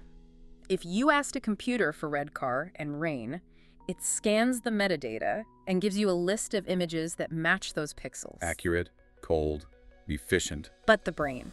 It retrieves the specific recording of seeing a red car in the rain. But simultaneously, because of that associative indexing, it fires up everything else connected to those concepts. So I don't just see the car. No, you smell the wet asphalt. You feel the dampness of your clothes. You remember that time you were late to a meeting because of the weather? And suddenly you feel the anxiety of being late. And maybe you flash to every other red car you've ever owned or seen. It's an explosion of context. It connects things that aren't logically connected, but emotionally connected. And that's the key. That is the crucial distinction the source makes between static infrastructure like a hard drive or the internet and the brain. A hard drive is static. You save a file. 10 years later, that file is exactly the same bit-for-bit copy. It's cold storage. It's a vault. But the brain is a living archive. And the source points out something that I find, well, somewhat unsettling, to be honest. It forces you to question your own history. What's that? The brain actively rewrites memories every time they are accessed. Oh, this is the part that always trips me up. This is called reconsolidation, right? Yes. Think about it like this. When you open a PDF on your computer, you look at it, close it, it hasn't changed. Right. But in the brain, when you open a memory, say remembering your high school graduation, Yeah. you aren't just viewing it. You are chemically unlocking the protein structures that hold that memory. You are making them malleable. So I'm opening the file in edit mode automatically. You are. And as you remember it now, in this moment, your brain updates the memory with your current context. If you're in a bad mood, you might remember the graduation is more stressful. If you're happy, you might remember it as more triumphant. Oh, wow. Then, when you stop thinking about it, your brain saves this new edited version over the old one. So I'm destroying the original every time I think about it. In a way, yeah. You are playing back the last version of the tape you saved, not the original event. It strengthens the pathways you're using right now and prunes connections to details you haven't visited in years. So the memory is alive. It's changing with me. That's beautiful, but also terrifying. It means my past is just a story I'm constantly editing. It is dynamic.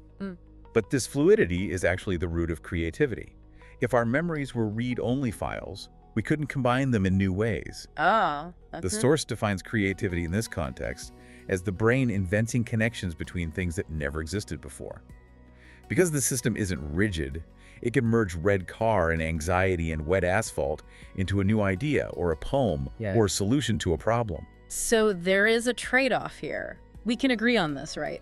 The brain trades perfect accuracy, the kind of filing cabinet has, for meaningful association. That's it. It sacrifices being a perfect court stenographer to become a master storyteller. It makes the data useful rather than just accurate. But this leads to the big question, the paradox. If I have 2.5 petabytes of space, which we established is basically unlimited for a human life, why do I forget where I put my keys? Yes. Or why can't I remember the name of that guy I met at the party last week? It's the classic complaint. My hard drive is huge, so why do I keep losing files? Right. I mean, nobody gets a storage full notification in their eyes. I've never had to delete a childhood memory to make room for a phone number. And the source clarifies this perfectly. The limit isn't storage space. We have plenty of empty shelves in the library. The limit is attention and encoding. Encoding. Walk me through that process. Think of encoding as the librarian engaging the process of actually placing the book on the shelf and writing down where it is. Most of the time when we forget, we didn't actually forget. We never saved it in the first place. We weren't paying attention. Exactly. You met the guy at the party, he said his name, but you were thinking about whether you had spinach in your teeth or what drink you wanted. The signal was weak. The librarian never wrote the card. So the book isn't on the shelf? It might be floating around in short-term memory, but it never got consolidated into the long-term 2.5 petabyte vault.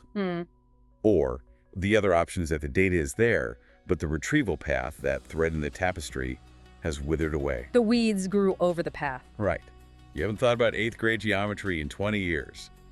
The neurons are still there, potentially, but the synaptic connections that lead to them have been pruned because your brain decided, hey, we don't go here anymore. Now, the source goes into a bit of a what-if scenario here. What if we could hack this? What if we could use pharmacology or brain-computer interfaces to force perfect encoding? Right, to make sure the librarian always writes the card. Exactly. Imagine never forgetting a face, a fact, a line from a book. You'd be the smartest person in every room. It's a tempting idea. Sign me up. Seriously, I'd kill to stop Googling things I know I learned 10 years ago. Well, before you sign up, consider the people who already have this. The source mentions individuals with superior autobiographical memory, or HSM. These are the people who can tell you exactly what they were doing on April 14th, 1998. Down to the minute details. Mm-hmm. It was a Tuesday, it was raining, I had a tuna sandwich, I was wearing a blue shirt, and I watched a rerun of Seinfeld. They can recall every day of their lives with perfect clarity. That sounds like a superpower. You'd never lose an argument. But the source highlights the downside. Yeah. And it is a heavy one. These people cannot forget. Uh-huh. They cannot forget trauma. They cannot forget embarrassment.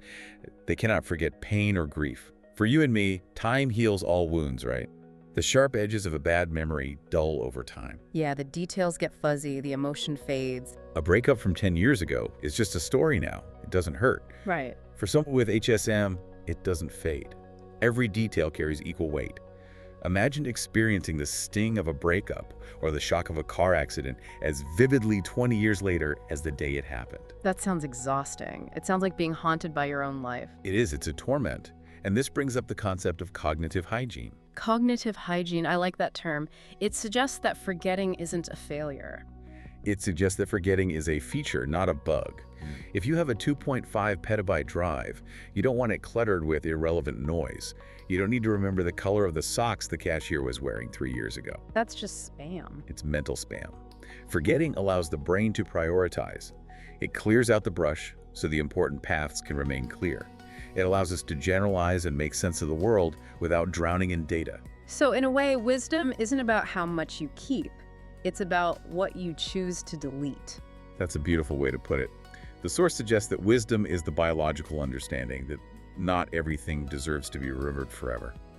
We edit our stories to give them meaning. If we remembered everything, life would just be a chaotic stream of data, a timeline with no narrative arc. Exactly. And this connects to the future, doesn't it? Because we're living in an age where we are trying to outsource this storage, we are terrified of forgetting. We are. We have augmented memory now. External drives, cloud backups, your phone's camera roll. All of it. I'm so guilty of this. I take pictures of things I know I'll forget. I take pictures of my parking spot. I'm essentially offloading the data to a silicon drive because I don't trust my biological drive. We're building perfect digital records, but there's a core tension there. A digital record is perfect, unchangeable, and indiscriminate. It keeps the bad photos along with the good ones unless you manually delete them. It keeps the drunken texts. It keeps the awkward angles. All of it. Whereas your brain naturally edits. It turns your life into a narrative. It smooths out the rough edges. The brain constructs a story. It highlights the peaks, softens the valleys, and connects the dots in a way that creates a sense of self. If we replace that with a perfect, unedited digital feed, we might lose the story. We become just a database of events. That is the philosophical danger. We trade the meaningful, edited autobiography for raw security camera footage of our existence. It really makes you appreciate the glitches in our system. The fact that I can't remember everything might be the reason I can function at all. It's the reason you can move forward. If you were dragged down by the weight of 2.5 petabytes of perfect recall, you might never be able to navigate the present. You'd be stuck in the past. So, what does this all mean? We are walking around with this immense power, 2.5 petabytes more than a server farm, running on the energy of a light bulb, quiet, cool, and efficient. But its greatest trick isn't the storage. No. It's the editing. It's the ability to find the signal in the noise.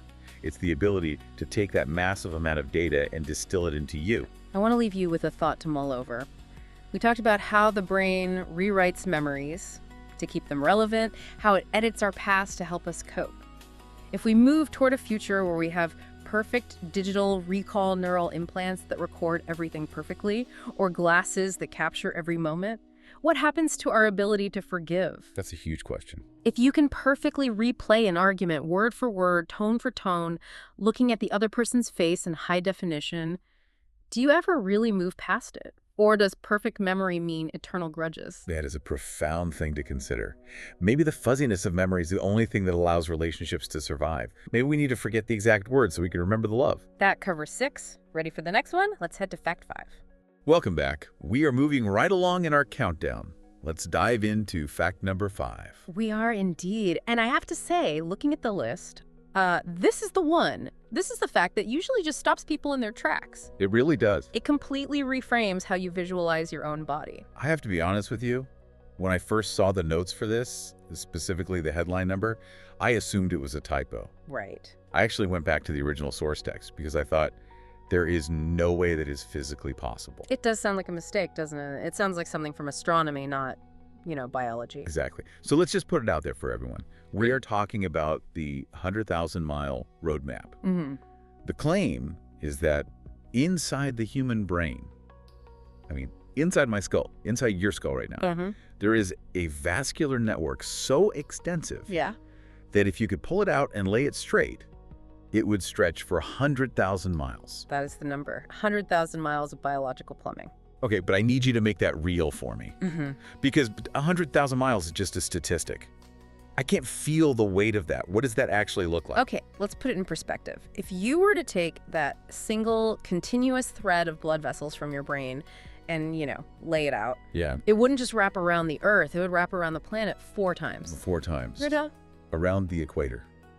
From inside one person's head. And if you decided to stretch it vertically, upwards, it leaves the atmosphere. It goes way past where jets fly. Wow. Past the International Space Station. In fact, if you pull it taut, it reaches more than halfway to the moon. See, that is the paradox I'm stuck on. Yeah. We are talking about space travel distances. Right. More than halfway to the moon. But we're also saying this entire system is folded into a volume the size of what? A cantaloupe? Cantaloupe, maybe a large grapefruit. That's about it. But how does that work? Geometry has rules. Mm-hmm. You can't fit a moonlighter inside a fruit. You can if the threads are thin enough. That's the miracle of fractal geometry. We aren't talking about garden hoses here. Right. We're talking about a branching structure that splits and splits again and again, getting finer and finer until it's literally microscopic. The source material uses this phrase I really loved. It called it a living fire. Yes. It's a powerful image. Walk us through that. If I could look inside your head right now with some kind of, supervision, what would I actually see? Okay, well, imagine for a moment you have a thermal camera. You know how those work. Sure, you point it at a house and you see the hot spots in red and yellow. You see where heat is escaping. Exactly. Now, imagine a camera that doesn't track heat, but it tracks blood flow. If you looked at a human brain through that lens, it wouldn't be a dull, static glow. What would it look like? It would be blazing. It would look like a contained living fire inside the skull. Just because of the sheer volume of blood moving around. Because of the density. This is a concept they call perfusion density. It basically means there are no empty spaces in your brain. Okay. Every single cubic millimeter is saturated or perfused with fresh oxygenated blood. So there are no flyover states in the brain. No dead zones. None. And to understand why it has to be that way, we have to zoom all the way in. We have to go from that 100,000-mile view down to the micron view. Down to the capillaries. The end of the line. The end of the line. And, arguably the most important part of the whole map. These vessels are the delivery drivers, and they are incredibly small. How small are we talking? They are actually narrower than the red blood cells trying to get through them. Wait, hold on. If the tunnel is smaller than the car, how does the car get through? It changes shape. The red blood cells actually have to squish and deform to squeeze through the capillary. They go through single file, one by one. That sounds incredibly inefficient. Yeah. Why would evolution design a system like that? Why not just build wider roads? Because you need surface area. That squeeze is the entire point. By forcing the red blood cell to press tightly against the capillary wall, you ensure the maximum possible transfer of oxygen Okay. out to the neurons and waste products back into the blood. It's a design feature, not a bug. So it's about intimacy. The blood has to touch the wall to make the delivery. Exactly. And here is the stat that really puts the density in perspective for me. The maze of these capillaries is so thick that essentially every single neuron in your brain has its own personal supply line. Every neuron. And we have billions of them. Billions. And no neuron is more than a hair's breadth, literally micrometers away from a fresh supply of blood. It is a logistical masterpiece. That's amazing. If FedEx tried to replicate this, they'd need a delivery truck parked in the driveway of every single house on Earth, 247 with the engine running. And unlike a park truck, this whole system is constantly moving. It's pulsing. With every single beat of your heart, that entire 100,000-mile web expands and contracts. It's this rhythmic, physical thumping happening inside your skull. It really changes your perspective on thinking. We see it as this abstract, airy thing. I'm having an idea. Right. But underneath it all, there's this massive, pumping industrial machine just keeping the lights on. And that machinery is smarter than we give it credit for. Which brings us to this great analogy the researchers use, which I think is just crucial for understanding how this actually works. The U.S. highway system. Exactly, the U.S. highway system. Okay, I wanted to dig into this because the numbers here are wild. So, for context, the entire U.S. interstate highway system, all the roads, coast to coast, north to south, is about 48,000 miles long. Right, think about that. That massive ribbon of asphalt moves the entire U.S. economy. It took decades to build. It requires billions in maintenance. And yet, the network in your brain is more than double that length. More than double. 2 U.S. highway systems folded into a skull. But the length isn't even the most interesting difference. It's the behavior.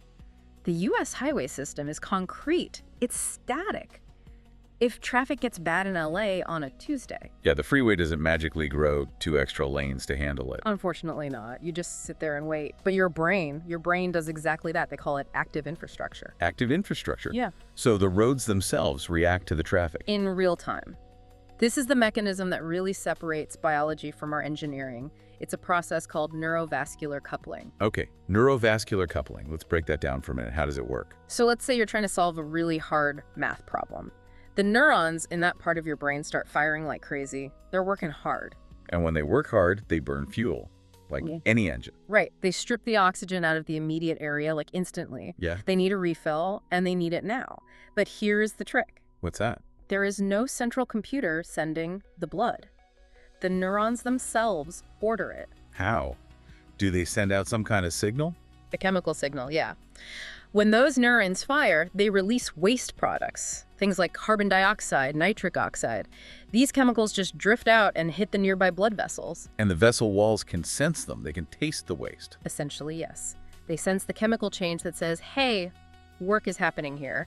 And in response, the little muscle cells in the vessel wall relax. So the vessel physically dilates. It gets wider. The road widens because the destination is shouting for help. Precisely. The resistance drops and blood just rushes into that specific area.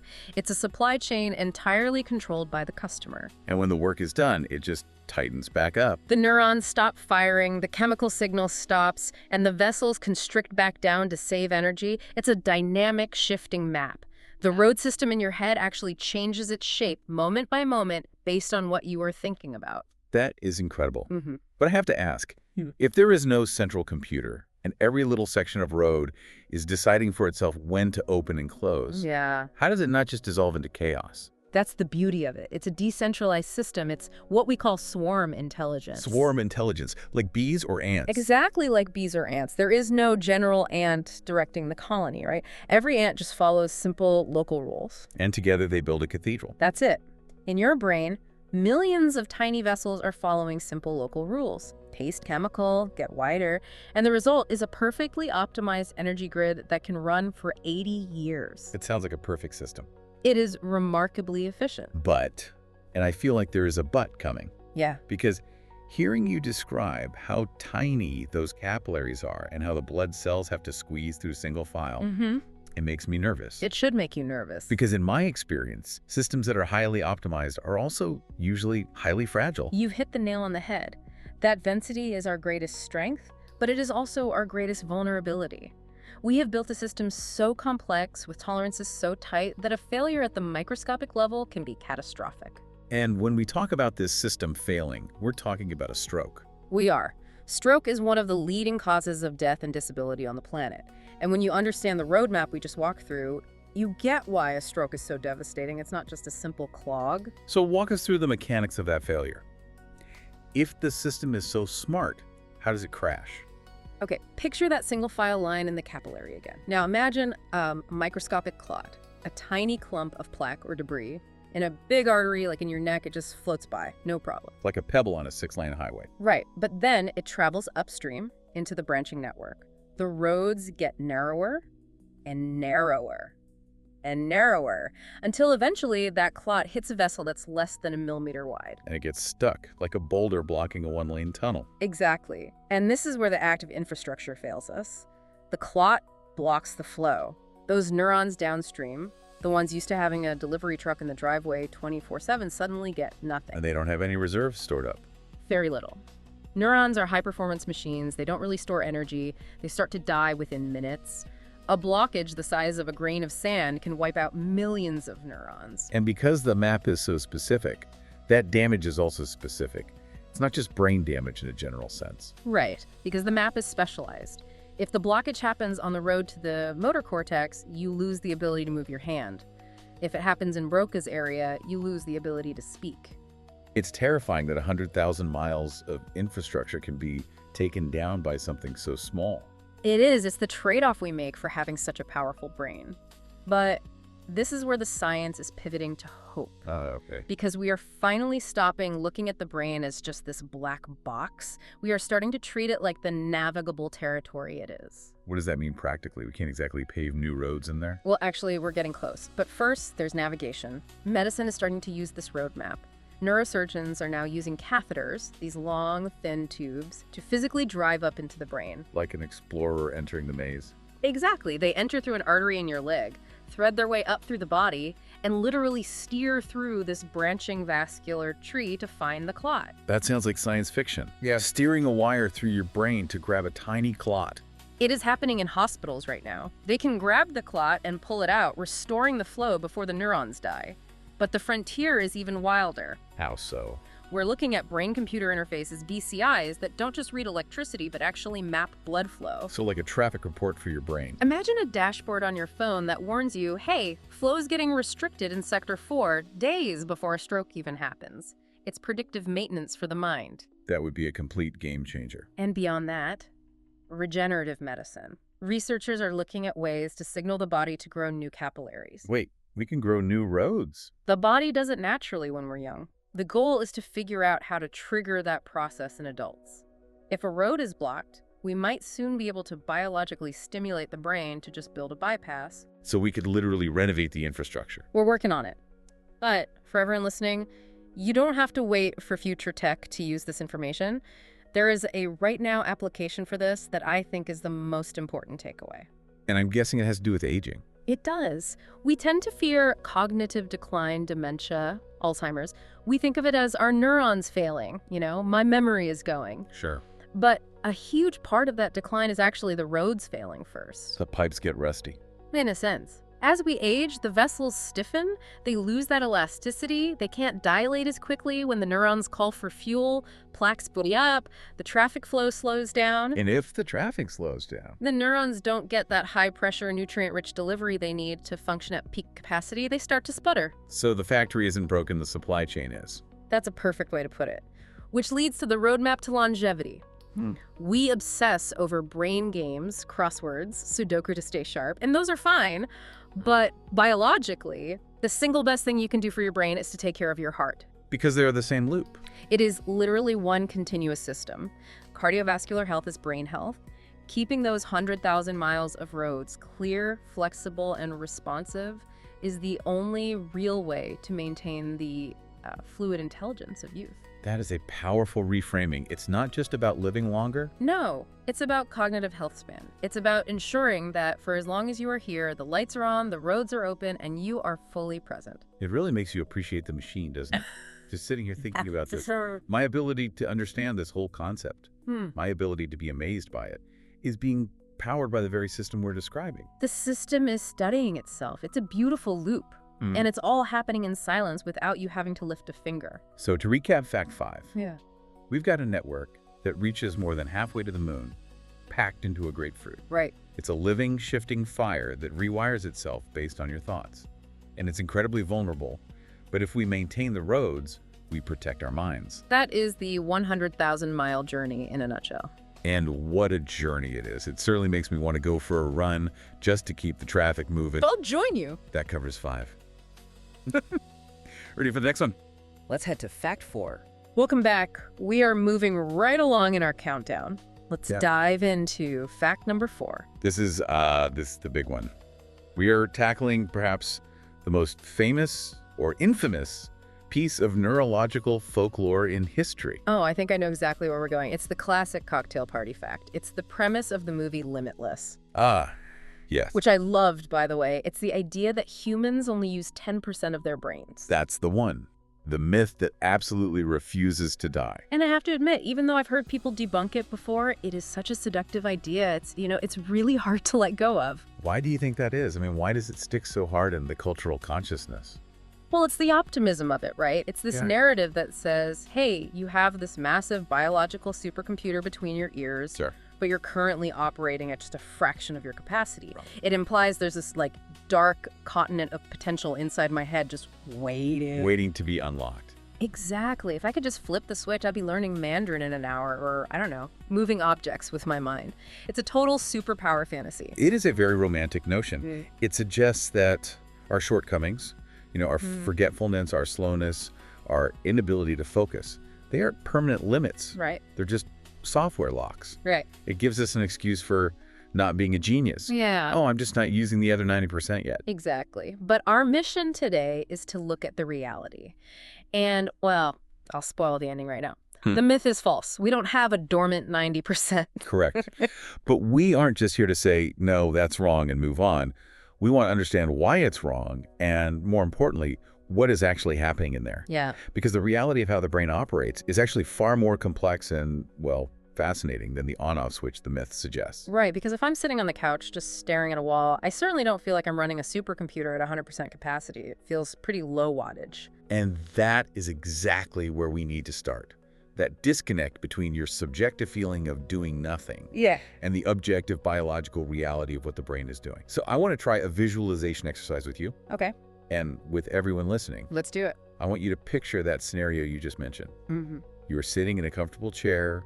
The room is quiet. Your eyes are closed. Got it. You aren't solving a math problem. You aren't talking. You're not scrolling on your phone. To the outside world, you are effectively off. Okay, I'm there. Total stillness. I'm basically a statue. Now, we have this 10% myth in our heads. So if we could peer through your skull right now and see your brain activity visualized as light, like those glowing fMRI images, Oh, yeah, I know the ones. what would you expect to see based on the myth? If I'm doing nothing, I'd expect darkness. Maybe a dim pilot light somewhere in the back, keeping my heart beating. But mostly just empty, unused, dark space. And that is the fundamental error. If we actually looked inside your skull at that moment, it wouldn't be dark. It would look like a lightning storm. You would see these cascading waves of activity rippling across the entire cortex. Even though I'm not thinking about anything specific. Especially because you aren't focused on a specific task. This is one of the most fascinating discoveries in modern neuroscience. When you stop focusing on the outside world, your brain doesn't power down. It doesn't. No, it switches gears. It activates a specific massive system called the default mode network, or DMN. The default mode network. Okay, it sounds like a factory setting on a phone. In a way it is, but default implies it's passive, and this network is anything but. Think of it like a system screensaver, but instead of bouncing pipes, it's processing you. Processing me. Yes.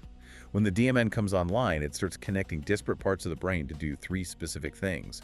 It replays the past, it plans the future, and it constructs your sense of self. So when I'm daydreaming or worrying about that conversation I had yesterday or wondering what I'm going to have for dinner, that's not my brain idling. No, that is your brain engaging in intense autobiographical processing. It is burning a tremendous amount of energy just to keep the narrative of you online. It's sifting through memories, consolidating data, running simulations of future social interactions. Wow. It's the director of your life story, and it does its best work when you think you're doing nothing. It's interesting you mention energy because that feels like work. It feels like a mental load. It is work. And that's just the high-level conscious stuff. Let's go deeper into this quiet moment. Think about your senses. Your eyes are closed, right? Right, pitch black. But it's not truly black, is it? If you pay attention, do you see those little swirls of light? The static? The phosphenes? Yeah, of course. The little geometric patterns that float around. That is your visual cortex. It never shuts off. It's constantly processing internal neural noise, just keeping the system primed. It's like a radio tuning between stations. It's still receiving, still processing, static. And your motor cortex, the part that controls movement, is doing the same thing. Even if you are perfectly still, it maintains a baseline hum of electrical activity. What's it humming for? It is holding your muscles in a state of microscopic readiness. It's prepared to fire in a millisecond if you lose your balance or hear a sudden loud noise. If that part of your brain actually went to 0%, you wouldn't just be relaxed. Will collapse. You'd collapse. It's like a car engine idling at a red light. The car isn't moving, but the engine is turning over at, 1,000 RPMs, just in case the light turns green. Precisely. And beneath all of that, beneath the daydreaming and the sensory readiness, you have the subconscious infrastructure, the heavy lifting. Deep in the brainstem, you have these ancient circuits that haven't slept since the day you were born. The lizard brain. The life support system. These circuits are regulating your blood pH, controlling your diaphragm for breathing, managing the delicate chemical balance of hormones, regulating your body temperature. Okay, so if those unused parts turned off, I wouldn't be acquiring telekinesis. I'd be dead. You would be dead in seconds. The cerebellum is coordinating posture you don't even notice. The hippocampus is likely active right now, taking memories from earlier in this conversation and physically moving them from short-term to long-term storage. So this silence, I imagined, is actually a symphony. A very loud, very expensive symphony. And here is where the 10% myth really falls apart. Let's say you stop daydreaming. You open your eyes and you start reading a complex book. Okay, so now I am consciously applying effort. I'm focusing. The myth implies that your brain activity should, skyrocket. You'd go from that 10% usage to maybe 20% or 30%, right? That's the assumption. More effort equals more brain turning on. I should feel the heat rising. But that is not what happens. When you engage in a task, the total amount of energy your brain consumes barely changes. It goes up by maybe 1 to 5% locally. Yeah. What happens instead is a shift. A shift. It flows like weather patterns. The default mode network quiets down, and the executive control network lights up. The language centers in your left temporal lobe blaze into higher activity to decode the words. Okay. The prefrontal cortex engages to hold the sentence structure in your working memory. The activity doesn't spike from 0 to 100. It reorganizes. So there is no unused space waiting for me to turn it on. It's just different neighborhoods lighting up at different times. Exactly. And there's a wonderful analogy for this that comes from the source material. It compares the brain to a major city at night, viewed from an airplane. I love that view. The grid of lights stretching out forever. Picture it. It's 3 a.m. over London or New York.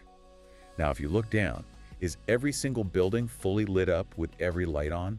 No, definitely not. The office towers in the financial district are probably dark.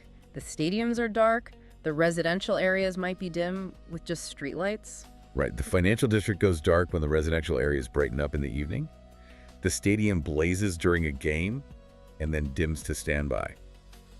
Now, if you looked at that dark financial district at 3 a.m., would you point to it and say, look, that is unused city. That's wasted space. No, that would be ridiculous. It's just off shift. It's waiting for the morning rush. That is your brain. Just because a specific region isn't lit up like a Christmas tree at this exact second doesn't mean it's unused. It is waiting for its specific function to be called upon. Wow. Over a 24-hour period, essentially every part of the city inside your skull gets utilized. That makes so much sense. So claiming we only use 10% of our brain is like saying a city is inefficient because the football stadium isn't full of people at 4 in the morning on a Tuesday. Precisely. It's a misunderstanding of how complex systems work. But there is actually an even stronger argument against the 10% myth, one that is purely biological. Okay. We call it the evolutionary accountant. The evolutionary accountant. I like that. It sounds ominous. It is ruthless. This comes down to energy economics. You see, the brain is an incredibly expensive organ to run. Do you know the stats on brain weight versus energy consumption? I know it's high, but I don't know the exact numbers. Your brain represents only about 2% of your total body weight. It's tiny, but it consumes a staggering 20% of your body's total oxygen and glucose. Wow. 20% of the fuel for just 2% of the weight. It is a resource hog, the most metabolically expensive tissue you possess. Every electrical signal, every chemical transfer across a synapse, it costs glucose. Okay. Now, think about how evolution works. It's a process of ruthless efficiency. If you had an organ that was consuming 20% of your daily calories, but 90% of that organ was doing absolutely nothing, Evolution would have fired it. in a heartbeat, we would have evolved smaller, more efficient brains millions of years ago. The body just could not justify the survival cost of keeping 90% of that tissue alive if it served no purpose. Right. We see this in nature all the time. Cave fish lose their eyes because eyes are expensive to grow and useless in the dark. Right. If you don't use it, you lose it. Exactly. Yeah. The fact that we have these massive hungry brains means that every single region is earning its keep. So the very existence of our brain structure is proof that we use it. If we didn't use it, we wouldn't have it. That is the bottom line. The 10% myth isn't just biologically wrong, it's evolutionarily impossible. Okay, so I'm with you. We use the whole brain. The lights are on, the city is active, the accountant is happy. But this leads me to a slightly depressing conclusion. What's that? If I'm already using 100% my brain, does that mean I'm capped? Is this it? Is human potential maxed out because we don't have any extra brain lying around to switch on? Because honestly, if this is my peak performance, I'm a little disappointed. I'm glad you asked that because this is the pivotal question.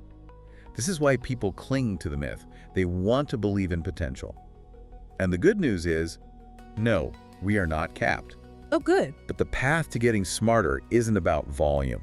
It's not about turning on more lights. It's about optimization. Optimization. Unpack that for me. Let me give you a fact that sounds completely backward. If we put a novice chess player in a brain scanner, and then we put a grandmaster in the scanner and ask them both to solve the same chess problem, whose brain do you think shows more activity? Well, following the logic of working harder, I'd guess the grandmaster, they're seeing more moves, analyzing deeper, processing more data, so they must be lighting up like a fireworks show. That is what intuition tells us. But the reality is the opposite. The grandmaster's brain often shows less total activation than the novice's. Wait, really? The genius is using less brain power than the beginner. Significantly less in certain areas. Think about why. The novice is struggling. Their brain is firing wildly. They're recruiting the visual cortex to see the board, the prefrontal cortex to remember the rules. The amygdala is probably firing because they're stressed. Right. It is a chaotic, inefficient storm of activity. They are brute forcing the problem. It's like a person who doesn't know how to swim, just thrashing around in the water. Lots of energy, not much movement. Exactly. But the grandmaster, their brain has physically rewired itself over years of practice. They've built specialized, streamlined circuits. They don't need to analyze the whole board. They recognize a pattern. The signal travels down a superhighway that is insulated and fast. They don't need to fire the whole city. They just need to switch on one highly specific, highly efficient district. That is fascinating. So mastery isn't about thinking more, it's about thinking cleaner. Precisely. There's a famous phrase in neuroscience, neurons that fire together wire together. When you practice a skill, whether it's tennis, coding, or emotional regulation, you are literally knitting those neurons closer together. You're strengthening the connection. You're insulating the connection with a substance called myelin, which acts like rubber insulation on a wire. You're making the signal stronger and faster. And cheaper. Cheaper to send. So we aren't looking for new territory in the brain to conquer. We are trying to pave better roads in the territory we already have. So the 10% myth is like saying, I want to drive faster, so I need to build 90% more roads. Right. When the reality is, no, you need to take the dirt roads you have and turn them into the Autobahn. So what does this mean for the future? If we want to become limitless, if we want to learn faster or expand our consciousness, what are the actual tools? Because practice hard is good advice, but it's not exactly the sci-fi shortcut we were promised. Well, we are entering an era where we can intervene in that wiring process directly. We are leaning into the brain's real superpower, neuroplasticity. That's the ability to reprogram itself. Exactly. The frontier right now isn't about finding hidden rooms. It's about remodeling the house. We're looking at things like brain-computer interfaces, or BCIs. These can help bridge gaps or speed up inputs, essentially allowing us to bypass the slow typing with thumbs method of information transfer. I've read about transcranial stimulation too, zapping the brain to help it learn. In a simplified way, yes. Using magnetic or electrical fields to encourage certain networks to fire together, and therefore wire together, faster than they would on their own. It's like adding a turbocharger to that learning process. And what about all the research into psychedelics? That seems to be everywhere in the news lately. How does that fit into this city at night analogy? That is a fascinating area. If our normal brain is the organized city grid with strict traffic laws, psychedelics in a controlled therapeutic setting seem to temporarily dissolve the traffic rules. They relax that rigid default mode network we talked about earlier. So the traffic starts flowing in ways it normally wouldn't. Exactly. Regions that normally ignore each other start communicating. It allows for a temporary hyperconnectivity that can help people break out of rigid patterns like depression or addiction.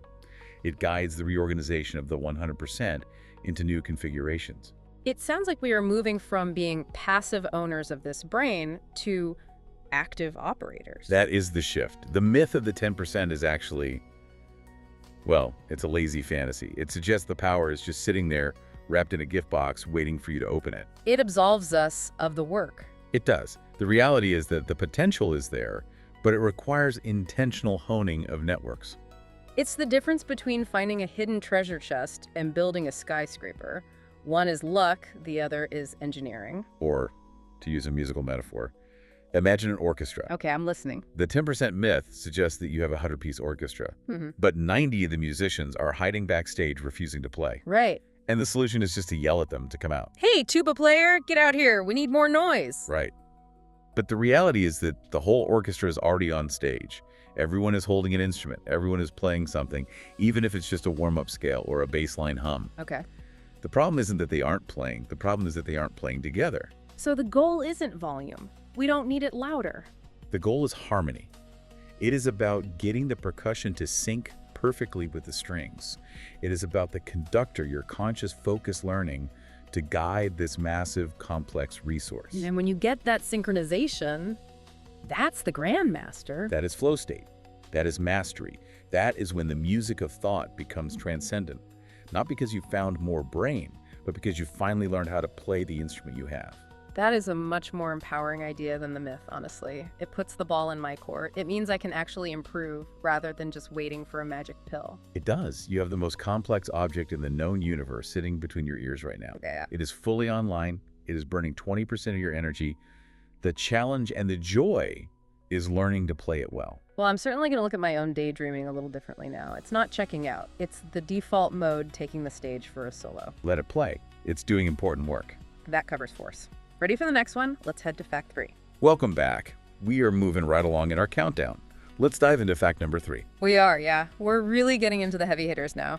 Fact number 3 is where biology starts to look, well, a lot less like squishy biology and a lot more like high-end engineering. I have to be honest, when I first saw the research for this one, I had a bit of a knee-jerk reaction. Oh, yeah. The headline is, "The Fattiest Organ." And immediately, my brain went straight to diet culture. We spent our whole lives being told fat is the enemy. Right. It's something to burn off, something to lose. That's the narrative we swim in, absolutely. We see fat as excess baggage, a health risk. But in the context of the brain, that perspective is completely backwards. Oh, so? Here, fat isn't the enemy, it's the superstar material. It's the architectural requirement that makes thought possible. Okay, so let's get to the numbers on this because they are honestly startling. They are. The statistic that really anchors this whole deep dive is this. The human brain is approximately 60% fat. 60%. That makes it, by far, the fattiest organ in the entire human body. That is just wild to me. We picture the brain, maybe because of movies or those classroom models, as this gray, firm, kind of rubbery walnut. But you're telling me it's mostly lipids? It is. And that whole misconception about the texture, it's a great starting point. Yeah. If you were to, and I know this is a bit graphic. Okay, brace myself. But if you were to touch living brain tissue, it wouldn't feel firm like a muscle. So what are we talking, like Jell-O? Even softer. It would feel almost like, say, soft butter or tofu. It's incredibly delicate. Which is actually kind of terrifying considering it houses my entire personality. It is terrifying, but that softness is crucial. It's not soft because it's out of shape. It's soft because it is a lipid-based technology. A machine built out of fat. Exactly. And the reason this is fact number 3 is because this specific biological material is, well, it's arguably the most sophisticated technology evolution has ever engineered. Okay, let's unpack that. Because when I hear sophisticated technology, I don't think of fat. I think of silicon fiber optics. Right. Copper, graphene. Why did evolution choose fat to build the most complex computer in the known universe? To answer that, we have to drop that sort of big picture view and zoom way, way in. We need to look at the biochemical architecture. Okay, so imagine we're taking a slice of brain tissue, putting it under a microscope. What am I seeing? You are not seeing a solid block. You're seeing membranes. Just everywhere you look, these incredibly thin, double-layered sheets. Okay. These are the cell membranes of your neurons, and they're made of something called phospholipid molecules. The phospholipid bilayer. I sort of remember this from high school bio. They look like little lollipops, right? That's it, exactly. And imagine that little lollipop. The head is water-loving, so it faces out, but the tail is water-fearing, so it tucks inside. So they naturally line up tail to tail to form a fatty sandwich. A fatty sandwich? Yes. Hiding from the water, it creates a barrier, a bubble. Billions of these tiny fatty bubbles define the boundary of every single neuron. Right. But here's where it gets cool. It's not just a wall, it's a matrix. If you look closely, you see proteins, ion channels, receptors, pumps, and they are literally floating in this sea of fat. Sea of fat. That implies movement, fluidity. Precisely. These proteins have to be able to slide around, to open and close, to let signals in and out. If the fat were too hard, like cold butter, Nothing moves. the signal dies. But if it were too liquid, like vegetable oil, the cell would just fall apart. It has to be in this perfect semi-fluid state to work. So the fat isn't just holding the important stuff, it's the operating environment. It is the environment, but that's just the cell walls. The real star of the show when we talk about the brain being the fattiest organ is the white matter. Ah, okay. Gray matter and white matter. People use those terms all the time, but they're totally different things. Totally different. Gray matter is where the processing happens, the cell bodies. But white matter, that's the cabling, the wiring harness connecting everything. And the reason it looks white is the fat. It's all because of fat. Specifically, a substance called myelin. Myelin. Right. That word pops up all the time in health news, usually when something's going wrong. What does it actually look like in a healthy brain? Okay, imagine a copper wire. Now imagine wrapping that wire in electrical tape. But not just one layer. Imagine taking a sheet of this fatty membrane and wrapping it around the wire, the axon, dozens and dozens of times. Oh, like a Swiss roll. That is the perfect analogy. It is a Swiss roll of fatty membrane wrapped tight.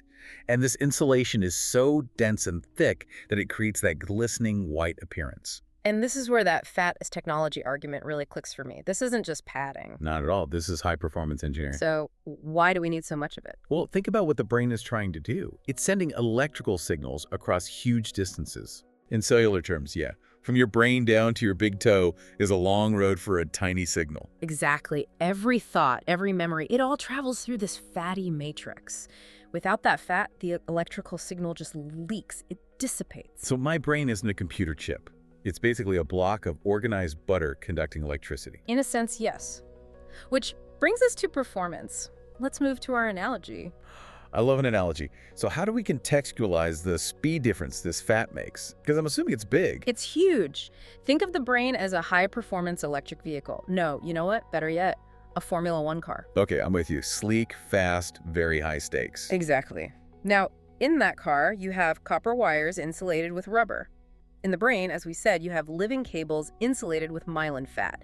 The difference that fat makes to the speed is, well, it's astronomical. Okay, give me the specs. What are we talking? With a healthy myelinated axon, that thick fat layer, the signal travels at over 270 miles per hour. 270. That is actual race car speed. It is. It's effectively instantaneous for our perception. It's why when you touch a hot stove, your hand is already pulled back before you've even consciously processed the pain. Okay, so now strip the fat away. Huh. What happens to our Formula One car?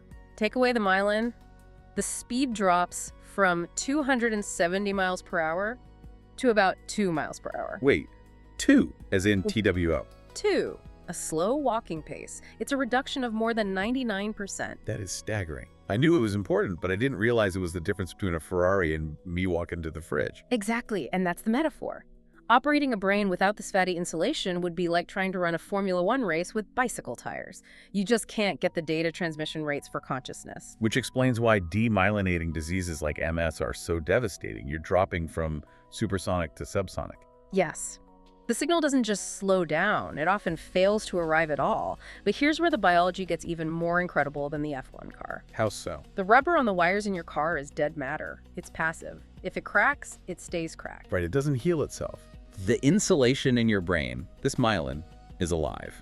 It's living tissue. It has its own maintenance crew. A pit crew for my neurons. A pit crew, yes. Special cells called glial cells, specifically a type called oligodendrocytes. I'm just going to stick with pit crew. Fair enough.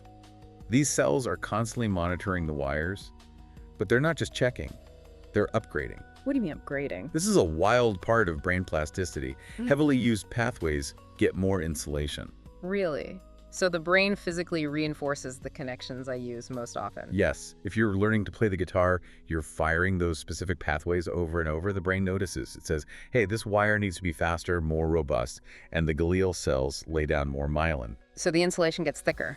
and thicker means faster conduction. Faster, more reliable, and less prone to interference. The brain literally upgrades its own hardware based on the software you're running. That's mind-blowing. It's like if my internet provider laid new fiber optic cables just because I was streaming more. Precisely. And this leads to a very practical point. We talked about diet culture earlier, but there's a real nutrition connection here. You are what you eat. The ultimate you are what you eat.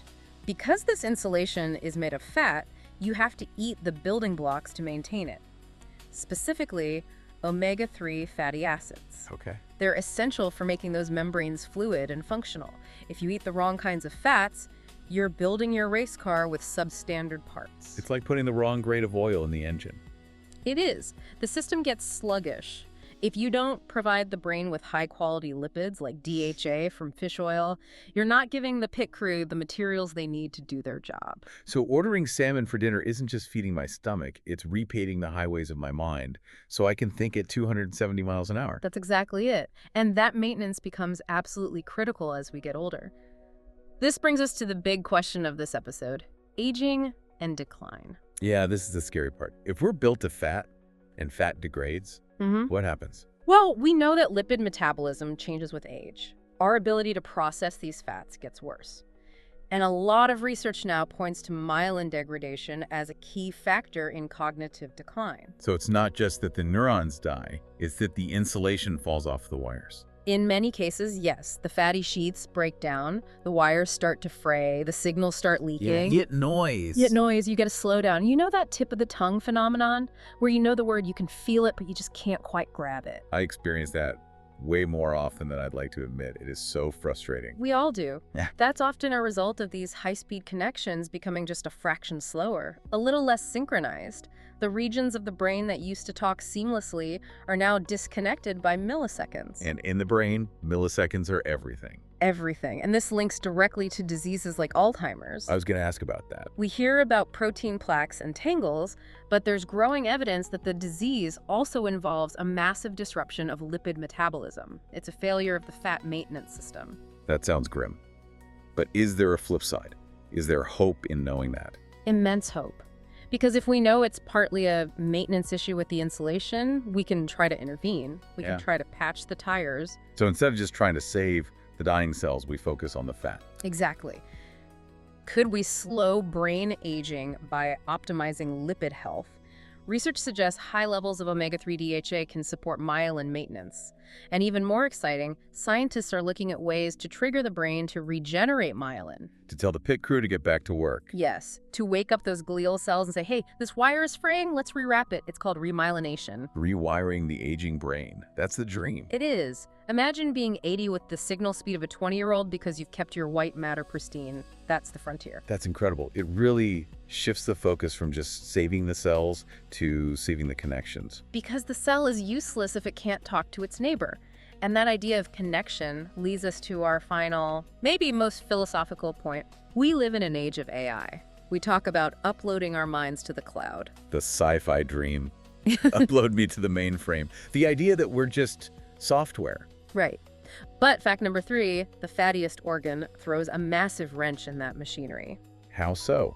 If the brain is just electricity, can't we just copy the patterns? That's the trap. The patterns only exist because of the lipid substrate supporting them. You can't separate the software from this very specific hardware. Because the fat isn't just a passive container. It's an active participant. The fat creates the boundaries, it controls the flow, it enables the speed. The fattiness is fundamental to how the computation works. So if I just copied the electrical firing pattern of my brain and pasted it into a silicon chip, it likely wouldn't be you. It wouldn't run the same way. Silicon is rigid, it's binary, on or off. The brain is fluid, it's analog. The signal speed changes based on how thick the fat is, which changes based on your experiences. it'd be like trying to play a vinyl record with a laser pointer. Wrong mechanism. Perfect analogy. To build a true artificial brain, you'd need a functional equivalent to this lipid architecture. You'd need something with insulated, high-speed signaling that can dynamically adjust itself. We need digital fat. We need digital fat, something that acts like a boundary and an insulator but can change itself on the fly. Silicon doesn't do that. It really makes you appreciate the material. We spend so much time building with metal and plastic, and nature just said, you know what? I can build a supercomputer out of grease. And it worked. Evolution found this remarkable smart material in lipids, something we've largely treated as waste. The brain is, fundamentally, a lipid-based device. A lipid-based device. I love that. It sounds much more sci-fi than fatty organ. It does, and it forces us to respect the biology. We aren't just ghosts in a machine, we are the machine, and the machine needs its oil changes. So, to bring this all home, first, the brain is 60% fat, but it's not blubber, it's high-speed internet cables. Right. Second, this fat is the difference between thinking at 270 miles an hour and a walking pace. Third, this system is dynamic. It upgrades itself when we learn, but it also degrades as we age if we don't maintain it with the right nutrition. That's the critical takeaway. And finally, you can't just upload your brain, because the fattiness is actually part of the computation. You can't have the mind without the grease. That's a perfect summary. The final thought is simple. Don't fear the fat. At least not the fat in your head. It is the very substance of your thoughts. I will never look at an avocado the same way again. You shouldn't. It's brain food. I think this has really changed my perspective on what's going on in there. It feels fragile, sure, soft butter, but also just incredibly adaptive. It is the most complex structure in the known universe, and it's mostly made of the same stuff as sandwich bread. That's the paradox and the beauty of it. Phenomenal. That is the perfect note to end on. A little bit of awe for the biological engineering we're all walking around with. Absolutely. That covers 3. Ready for the next one? Let's head to fact 2. Welcome back. We are moving right along in our countdown. Let's dive into fact number 2. And we are getting into the really heavy hitters now. This is where the scale of things just becomes almost impossible to comprehend. Absolutely. So for this deep dive, we're looking at the 1,000 trillion connection web. And I want to pause on that number. 1,000 trillion. Yeah, quadrillion. A quadrillion. It feels totally abstract, almost fictional, you know? It breaks the brain's ability to visualize, doesn't it? I mean, once you get past a billion, our intuition just kind of gives up. It does. I saw that number in the stack 1,000 trillion, and my first thought was that this has to be a sci-fi statistic. Yeah. Like something you'd use to describe an alien supercomputer, not something sitting inside my head right now. And that disconnect is exactly the issue. We tend to think of the brain in, biological terms. We picture gray matter, the 2 hemispheres, that squishy pink texture. A walnut. Right, the walnut. But the source material here is asking us to look at the topology of the system, to just stop seeing the biology for a moment and start seeing the math. We need to shift the mental image. So to really get fact number 2, we have to throw out the squishy pink walnut picture. We do. And instead, we need to visualize the brain as this dense, shifting web of connections. The text even calls it a solid mass of light. Solid mass of light. That is the key visualization for this entire deep dive. It's perfect. Well, let's ground that in something real before we get too metaphysical. I don't want to just throw out poetic phrases. To get to a quadrillion, we have to start small. We have to look at the neuron itself. Right. Specifically, the dendrites. Okay, so walk me through it. Okay, so let's zoom in. Way in. I want you to picture a single neuron, maybe in your visual cortex. The cell body, the soma, it's tiny, maybe 20 micrometers across. You'd need a powerful microscope. Right. But the soma isn't the main event. It's what explodes out from it that really matters. You're talking about the dendritic tree. Exactly. Imagine a bare winter tree, no leaves, just thousands and thousands of branches forking out in every direction, creating this huge 3D catchment area. So it's reaching out, trying to find its neighbors. It is. And if you look really closely at those branches, they're not smooth. They're covered in these tiny mushroom-shaped knobs, dendritic spines. And each one of those little mushrooms is a receiver, a synapse. Synapse, exactly. And a single neuron, just one of those winter trees, can have anywhere from 5,000 to 10,000 of those connection points. See, that is the part that always gets me. In school, you learn about neurons like they're simple relays. Input A causes output B. Right. But one cell with 10,000 inputs, that's not a switch. Yeah. That's a massive voting machine. That is a perfect way to put it. It's a democratic process happening in microseconds, and it's even more complex because it's not just about the volume of votes, it's about the type of vote. Okay, so what do you mean? Let's say I'm looking at a vertical line, like the edge of this door frame. What's happening at that single neuron level? In that split second, thousands of those spines on one neuron are lighting up at the same time. They're getting hit with glutamate, which is basically the brain's main go signal. So thousands of voices are shouting fire at the cell body. Mostly, yes. But here's the nuance. At the same time, others are receiving GABA. That's an inhibitory signal. It's shouting, don't fire, or hold back, So you literally have a shouting match happening on the branches of this tiny tree. Precisely. And all those signals, the go and the stop, they rush down the branches toward the cell body like a flash flood. The neuron has to physically sum up all those voltages. It does the math instantly. And if the eyes have it? If the voltage crosses a specific threshold at the base of the axon, it fires an electrical pulse. If not, it stays silent. That is just an incredible amount of coordination for one microscopic cell, integrating thousands of conflicting opinions to make one binary decision. Fire or don't fire? And that calculation is happening across 86 billion other neurons, all at once. And that's where the math just goes off the rails. You take that one tree with its 10,000 connection points, and you multiply it by 86 billion other trees. And you land on that number, roughly 1 quadrillion synapses, 1,000 trillion individual points of connection. You know, the source material made a really good point about the density of it all. We always hear that the brain is like a galaxy comparison. Oh, I hate that analogy. It's misleading, right? It's a terrible analogy. A galaxy is mostly empty space. Stars are light years apart. If your brain were a galaxy, the neurons would be so lonely they'd never talk to each other. Right, the distance would be too vast. The signals wouldn't matter. Exactly. The reality inside your skull is claustrophobic. It's packed. If every single synapse were a star, you'd have billions of them crammed into a single cubic millimeter of space. So if we had, like, synapse vision and could see only the connections, we wouldn't see little cells floating in space. No, not at all. You would see a blinding, continuous luminance. A brain-shaped sun, a solid object, literally made of connectivity. There's almost no empty space. It's a dense forest where the tree branches are so tangled that they form a solid mass. That image, the solid mass of light, it really changes how you think about yourself. It's not some computer with neat wires, it's a blazing furnace of activity. And a very expensive one. That furnace is braining through about 20% of your body's energy, even though it's only 2% of your weight. Maintaining that web is a full-time job. Which, of course, leads us to the comparison everyone makes. When we talk about networks this big, we always jump to the internet. It's the standard analogy for our time, sure. It's the only other reference point we have for billions of things connected to trillions of things. But the research here says the internet is actually a pretty clumsy comparison. In a lot of ways, the brain just leaves it in the dust. It really does. First, just on raw scale, the brain has thousands of times more connections than the internet has hyperlinks. But that's not the real difference. The biggest difference is that the internet is static. Static? How so? I mean, content on the web changes every second. The content changes, yes, but the infrastructure, the architecture itself, think about it. If you build a web page and put a hyperlink on it, that link is just a piece of code. It just sits there. It waits. It doesn't care if I click it or not. 1 million people can click it or 0 people can click it. The code stays the same. Precisely. It needs an external editor, a person, to go in and change the HTML. But the brain? The brain is a self-editing system. It is literally rewriting its own code while the program is running. This is neuroplasticity, but at the most granular level. Right. And the sources use this fantastic living Wikipedia analogy to explain it.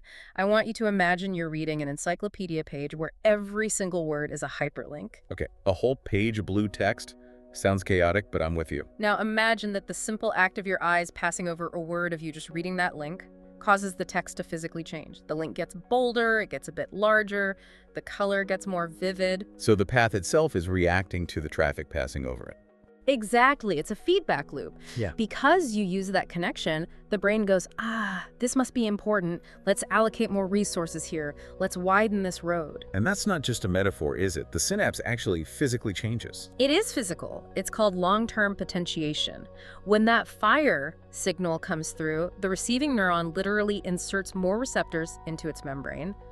The head of that little mushroom gets bigger, it becomes a wider bridge, so the next signal crosses even more easily. Neurons that fire together, wire together. The classic line. But here's the flip side, and it's just as important. What happens to all the links you don't click? The old use it or lose it principle. Brutally so. If you ignore a word, if you don't visit a memory or practice a skill, those links start to fade. They get thin, transparent, and eventually the biology literally dismantles the connection. It deleted the hyperlink. It prunes it away. Remember, the brain is an energy hog. It cannot afford to maintain a quadrillion connections if half of them are useless, so it ruthlessly cuts the dead weight. That explains why I can't remember any of my high school calculus. It's not just that I forgot where the information was. My brain saw those integrals, realized I hadn't touched them in 20 years, and just bulldozed the road. And it repurposed that real estate for something you actually use, maybe song lyrics or skills for your job or the plot of your favorite show. The internet doesn't do that. A broken link on some old website just stays broken forever. Your brain is a constant curator. It's dynamic reorganization. It's not just storing data, it's constantly evaluating the value of that data. And this curation, this editing process, isn't just happening when we're awake. This is one of the coolest parts of the research, the night shift. You're talking about sleep. Yes.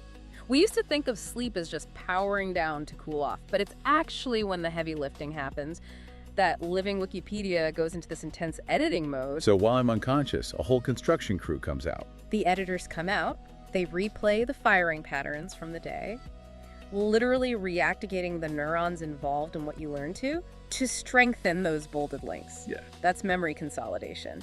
But they also prune the noise. The stuff that happened during the day that doesn't really matter. Exactly. The color of the car that passed you, the random face you saw on the street. Pruned, deleted. And even more amazing, the sleeping brain tests out new connections. It tries linking article A to article B, even if you never connected them during the day. That's the whole sleep on it phenomenon. You wake up with an answer to a problem because the editors were working overnight, building a bridge between two ideas you hadn't connected. The editors were rewriting the encyclopedia to make it more useful for tomorrow. So unlike the internet, which is a library, the brain is a living map of what is important to you. That's actually kind of heavy because it means everything I do, every single thing I pay attention to is physically changing the structure of that web. I'm the architect of my own brain. You are sculpting that mass of light with every single thought. Attention is the chisel. So this brings us to the big question. And this, for me, is where the science really starts to bleed into philosophy. We have this connectome, right? That's the scientific term for this map of connections. Yes, the connectome. And there's a massive scientific effort, the Human Connectome Project, trying to map it all. The goal is a complete wiring diagram of a human brain. Which sounds like the ultimate prize. If we map all quadrillion connections, we can upload our brains, live forever, figure out consciousness. But based on what we just talked about, a static map seems, insufficient. It's definitely not that simple. The problem goes right back to that Wikipedia analogy. A static map isn't enough because the map is always changing. But also, just knowing where the wires go doesn't tell you how loud they're shouting. Exactly. This is the whole structure versus function problem. Imagine we could freeze time and take a perfect snapshot of your connectome right now. Every neuron, every synapse mapped perfectly. And let's say we build a simulation with an identical map. Okay, my digital twin. Even with an identical map, you would be different people. You'd have different memories, different personalities. Wait, how? If the wiring is identical, shouldn't the person be the same? No, because the strength of each connection is different. Remember, the Wikipedia links get bolder or fainter. That boldness, the synaptic weight, that's where the memory actually lives. So on my map, the road connecting the smell of cinnamon to grandma's kitchen is an 8-lane superhighway because I have that strong memory. Right, and on your clone's map, that same connection exists, but it's a tiny, overgrown dirt path because they never had that experience. The connectome is the hardware, the experience, the you, that's the software, defined by the constantly updating strengths of those connections. So 2 people can have the exact same roadmap, but the traffic patterns are completely different. And that difference is everything. It's everything. It changes who you are and how you see the world. It is your identity. This is a bit of an existential crisis, isn't it? If my identity, my memories, my personality is just encoded in these synaptic strengths, and those strengths are changing every single day, am I the same person I was a year ago? This is the classic philosophical puzzle. It's the ship of Theseus. Right, the thought experiment. You have a ship, you replace one plank of wood, it's still the same ship. But if you replace every single plank over 50 years, is it the same ship when you're done? Exactly. And at what point did it stop being the original? Now apply that to your brain. It's happening so much faster than rotting wood. The proteins in your synapses turn over constantly. The connections are being pruned and strengthened every night. The me that's listening to this deep dive is running on a partially rewritten connectome compared to the me who started listening 10 minutes ago. Literally, yes. Your auditory cortex has already formed new traces to store this information. The structure has physically changed. That's unsettling. It makes identity feel so slippery. We like to think of ourselves as a statue, carved in stone, permanent. This is who I am. But when you look at this 1,000 trillion connection web, its obvious identity isn't a statue, it's a river. A river. Always flowing, but never the same water twice. But you still recognize it as the river. Think about the Nile. The water molecules in it are never the same from one second to the next. The shape of the riverbank is constantly, slowly eroding and shifting, but we still point to it and say, that's the Nile. The pattern persists, even as the material changes. So, I'm not the stuff in my head. I'm not the atoms. I am the pattern of the stuff. You're the process. You are the strange loop. The web creates a self that decides what to pay attention to. That attention then guides which new connections are formed, and those new connections, in turn, reshape the self. It's a continuous feedback loop. We are a process that rewrites itself. We're the sculptor, but the clay is never allowed to dry. That's a beautiful way to put it, and thank goodness for that. If your connectome was rigid, like a computer chip, you could never learn anything new, you couldn't change your mind, or forgive someone, or get over a heartbreak. Adaptability requires instability. Precisely. That fluidity isn't a bug in the system. It's the defining feature of human consciousness. It's what lets us survive in a world that's always changing. Well, on that note, let's wrap this up before my own connectome rewires itself into a pretzel trying to understand itself. Fair enough. It is a lot to take in. So, to summarize the journey, we started with one neuron, that little winter tree with thousands of mushroom-shaped receivers on it. We talked about how it takes a vote on thousands of fire and don't fire signals. And we multiplied that by 86 billion to get a web of 1 quadrillion connections, so dense it would look like a solid mass of light inside the skull. Right. And this web, unlike the internet, is editing itself in real time. It's that living Wikipedia, where the links get stronger when you use them and literally disappear when you don't. A system that reorganizes itself every night while we sleep, consolidating memories, pruning the junk, and basically curating our lives into a map of meaning. And finally, because of all that shifting, you are not a fixed object.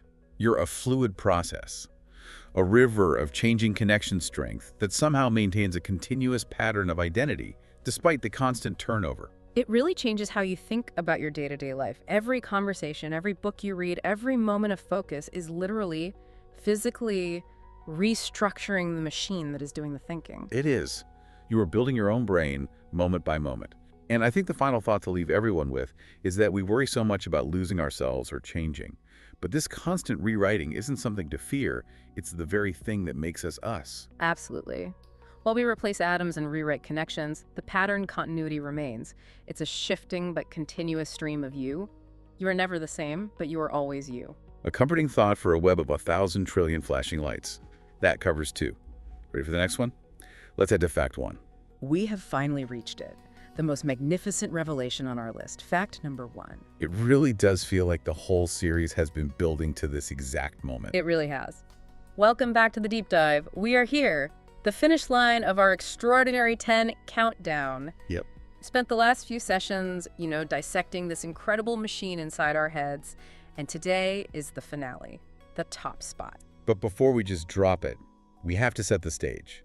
We can't reveal number 1 without the proper context. Right. We have to clear the board first. So we're going to run through facts number 10 all the way down to number 2. And this isn't just, for dramatic tension. No. It's structural. You cannot truly grasp the sheer profundity of fact number 1, which frankly is as much a cosmological fact as a biological one. Okay. You can't get it without understanding the scale, the power, the just mind-bending efficiency of the 9 facts that support it. It's like trying to explain a cathedral to someone who doesn't know what stone is. Exactly. They have no frame of reference. So here's the plan. We're going to move through these runners-up with a bit of pace. Look at the numbers, the physics, the architecture. And then we're going to slow right down. And land on the single most profound thing your brain does. Let's do it. Let's look at the blueprint. Starting us off at fact number 10, the 20-watt supercomputer. Ah, the ultimate lesson in efficiency. The comparison here is, well, it's just stark.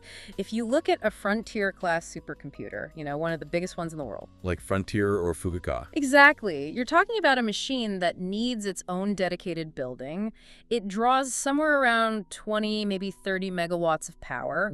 That's not a battery. That's a small pounds power grid. Right. Just to keep the lights on and the fans from letting it melt. It's a brute force approach, really. It screams its existence with heat and noise. It needs a whole town of support staff just to function. And then you have the human brain. You put your hand on your head. It's silent. It runs at a nice, consistent temperature. And the power draw. It's nothing. It's hovering around 20 watts. We are talking about a dim refrigerator light bulb. The analogy I always come back to is the freight train versus the hummingbird. Okay. The supercomputer is that freight train. It hauls massive amounts of data, sure, but it needs tracks and crews and just enormous fuel consumption. It reshapes the whole environment just to accommodate it. Whereas the brain is the hummingbird. In cheek. The hummingbird carries its cargo, but it also navigates complex 3D space, builds nests, finds a mate, remembers thousands of flowers. And it does all that on what? The energy of a fraction of a piece of candy? Evolution had a 500 million year head start on optimization. And that efficiency, it just throws the whole AI energy crisis into sharp relief. We're building these server farms the size of cities. And the biological standard is millions of times more efficient. The big question isn't just about power, it's about elegance. So what happens if we ever crack that code? Running real intelligence on 20 watts. That's not a tech upgrade, that's a civilization level shift. But efficiency is only half the battle. You can have a low-power engine, but if it's the size of a bus, it's useless. Which brings us to fact number 9. The universe in a grain of sand. And now we're talking density. The source material has this great visualization. It asks us to shrink down, to imagine standing on a piece of cortex the size of a grain of sand. And you're not seeing a flat surface. Not at all. You're standing in a forest. But a living one. A dense canopy of neural cell bodies, branches tangling everywhere. And in that one tiny grain-sized piece, you've got a billion synapses. A billion.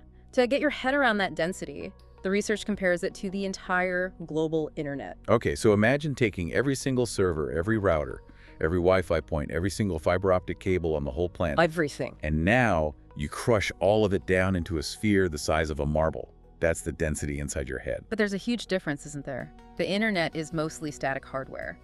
A cable on the ocean floor just sits there. Right. The brain is alive. It's dynamic. Those cables, the axons, they are constantly reaching out, retracting, finding new connections. It's like the entire internet physically rewired itself thousands of times a second just to optimize traffic. Which means density is useless if you can't move information quickly across that map. So, fact number 8. Formula 1 signal speeds. Yeah, we tend to think of biology as slow, messy, but the engineering here is just wild. We're talking signal speeds of 250 miles per hour, a round trip from your toe to your brain and back again, about 8 milliseconds. It's basically instantaneous. And that speed is engineered. It's not the default. It's all thanks to what they call the myelinated superhighway. The insulation. So the sources describe an unmyelinated nerve as being like a bucket brigade. Passing a signal hand to hand. It works, but it's slow. Exactly. Myelination turns that bucket brigade into a fiber optic cable. The signal doesn't just travel. It literally jumps from node to node, regenerating perfectly each time. It's the difference between shouting a message to your neighbor and sending an email. And the most incredible part is the maintenance. This is where the Formula 1 analogy actually works. Imagine a race car at 200 miles an hour. Right. Now imagine the mechanic is climbing onto the hood and rebuilding the engine while the car is still racing. That's your brain. It runs for 80 years with no pit stops, constantly repairing its own parts. So we have speed, we have density. You combine those two, you get a truly staggering scale. Fact number 7. The 86 billion star map. The pure numbers game. 86 billion neurons. And the comparison everyone makes is to the Milky Way galaxy. Which has about the same number of visible stars. It's a poetic comparison, but it hides a huge physical difference. How so? Well, in the galaxy, stars are light years apart. It's mostly empty space. If you took all the stars in the Milky Way and packed them as densely as your neurons... It wouldn't be a swirling disk of lights. No. You'd be a solid sphere of blinding, blazing light. So think Galaxy City, where neighbors are light years apart and never meet. Versus Brain City, where 86 billion residents are packed into a grapefruit-sized space, and everyone has a direct line to thousands of their neighbors. Which suggests the secret to consciousness isn't just having a lot of neurons. No, probably not. Elephants have more neurons than we do in certain parts of their brain. The magic seems to be in the specific wiring pattern of that crowded city. The hyperconnectivity. And all that connectivity is there for one reason: processing and storing information. That brings us to fact number 6, the 2.5 petabyte hard drive. The storage unit. If you treat the brain like a digital video recorder, the estimates come in around 2.5 petabytes. That's 3 million hours of video. Yeah. You could leave a TV running for 300 years and not fill that space. But the capacity isn't really the mind-blowing part, it's the retrieval system. Right. Computers file things by address. It's rigid. C drive, documents, folder A. And if you forget that path, the file is basically gone. But the brain uses association. It cross-references by meaning.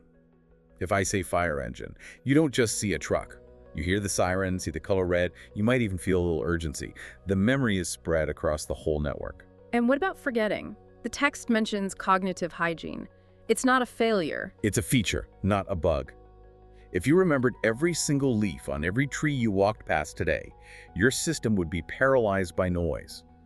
The brain actively deletes the clutter to highlight the important patterns. It's classic Sherlock Holmes, clear out the attic.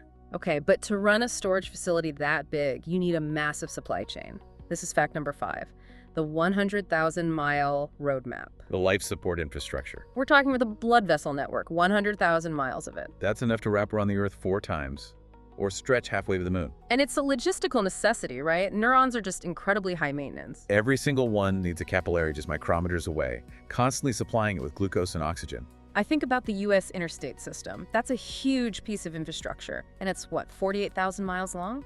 And your brain has double that length, folded neatly inside your skull, which, highlights the system's incredible fragility.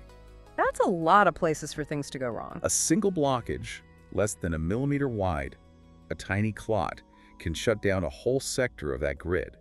That's a stroke. It's one traffic jam taking down the power grid for an entire district. Which leads to a pretty logical question. If the body invests so much 100,000 miles of supply lines, we have to be using all of it. This is fact number 4, the myth of the 10%. Ugh, the zombie lie that just will not die. We only use 10% of our brains. Which is definitively completely false. We use 100% of it. But the nuance is in how we use it. Think of a city skyline at night. You don't see every single light on in every single office at the same time. No, if you did, it would mean the whole electrical grid was shorting out. Exactly. A brain with 100% of its neurons firing at once is having a grand mal seizure. We use our brain like a city uses its districts. The financial district is busy during the day, the entertainment district is busy at night. Over 24 hours, the whole city gets used. And there's a simple evolutionary argument here, too. Evolution is a ruthless accountant. The brain burns 20% of your body's total energy. If 90% of it was just dead weight, nature would have eliminated that tissue millions of years ago. It would never support such an expensive freeloader. Speaking of materials, let's talk about what this machine is actually made of. Fact number 3, the fattiest organ. This one really changes how you look at your diet. Your brain is roughly 60% fat. It's lipid-based technology. And we're not talking about the same kind of fat you'd find around your waist. This is structural fat.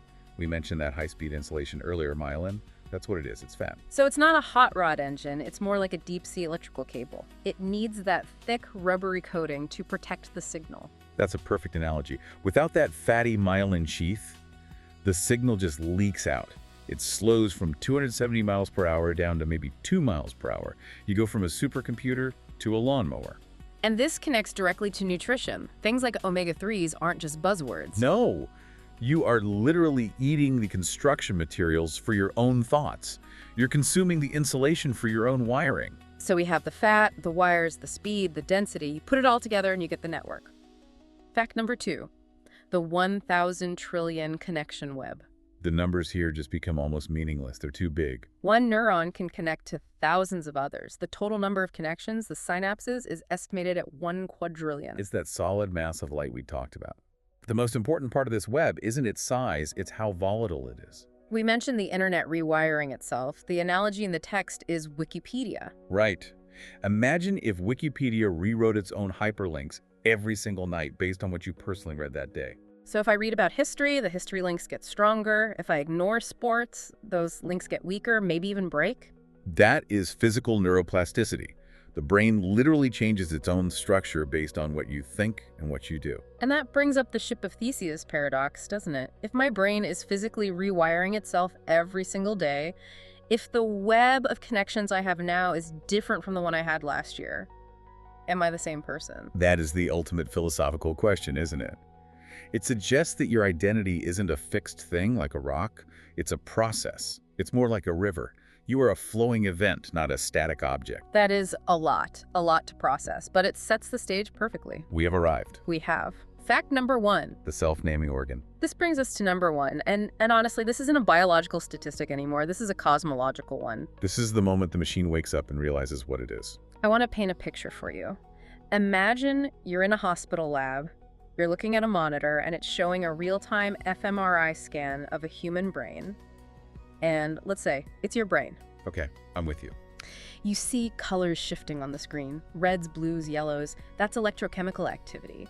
But what is that activity doing in that moment? It's processing the image of itself. Exactly. The organ on the screen and the organ watching the screen are the same entity. Deep inside your skull, a web of electrochemical signals is creating a model of its own electrochemical signaling. It's a recursion loop. It is the strangest loop in the entire known universe.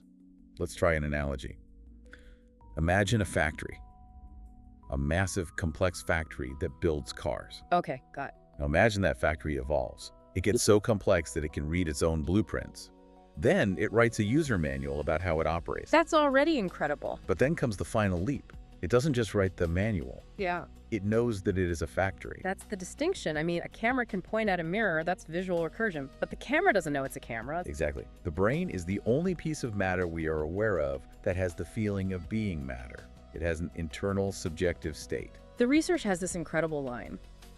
You are not separate from the universe looking at it from outside. You are the universe looking at itself from inside. That is the absolute core of fact number 1. Think about the history of the cosmos. For billions and billions of years, stars fused hydrogen, galaxies collided, planets formed. It was violent, it was majestic, but it was dark. Dark in the sense that there was no one there to see it, no witness. Correct. It was just unconscious matter interacting with other unconscious matter.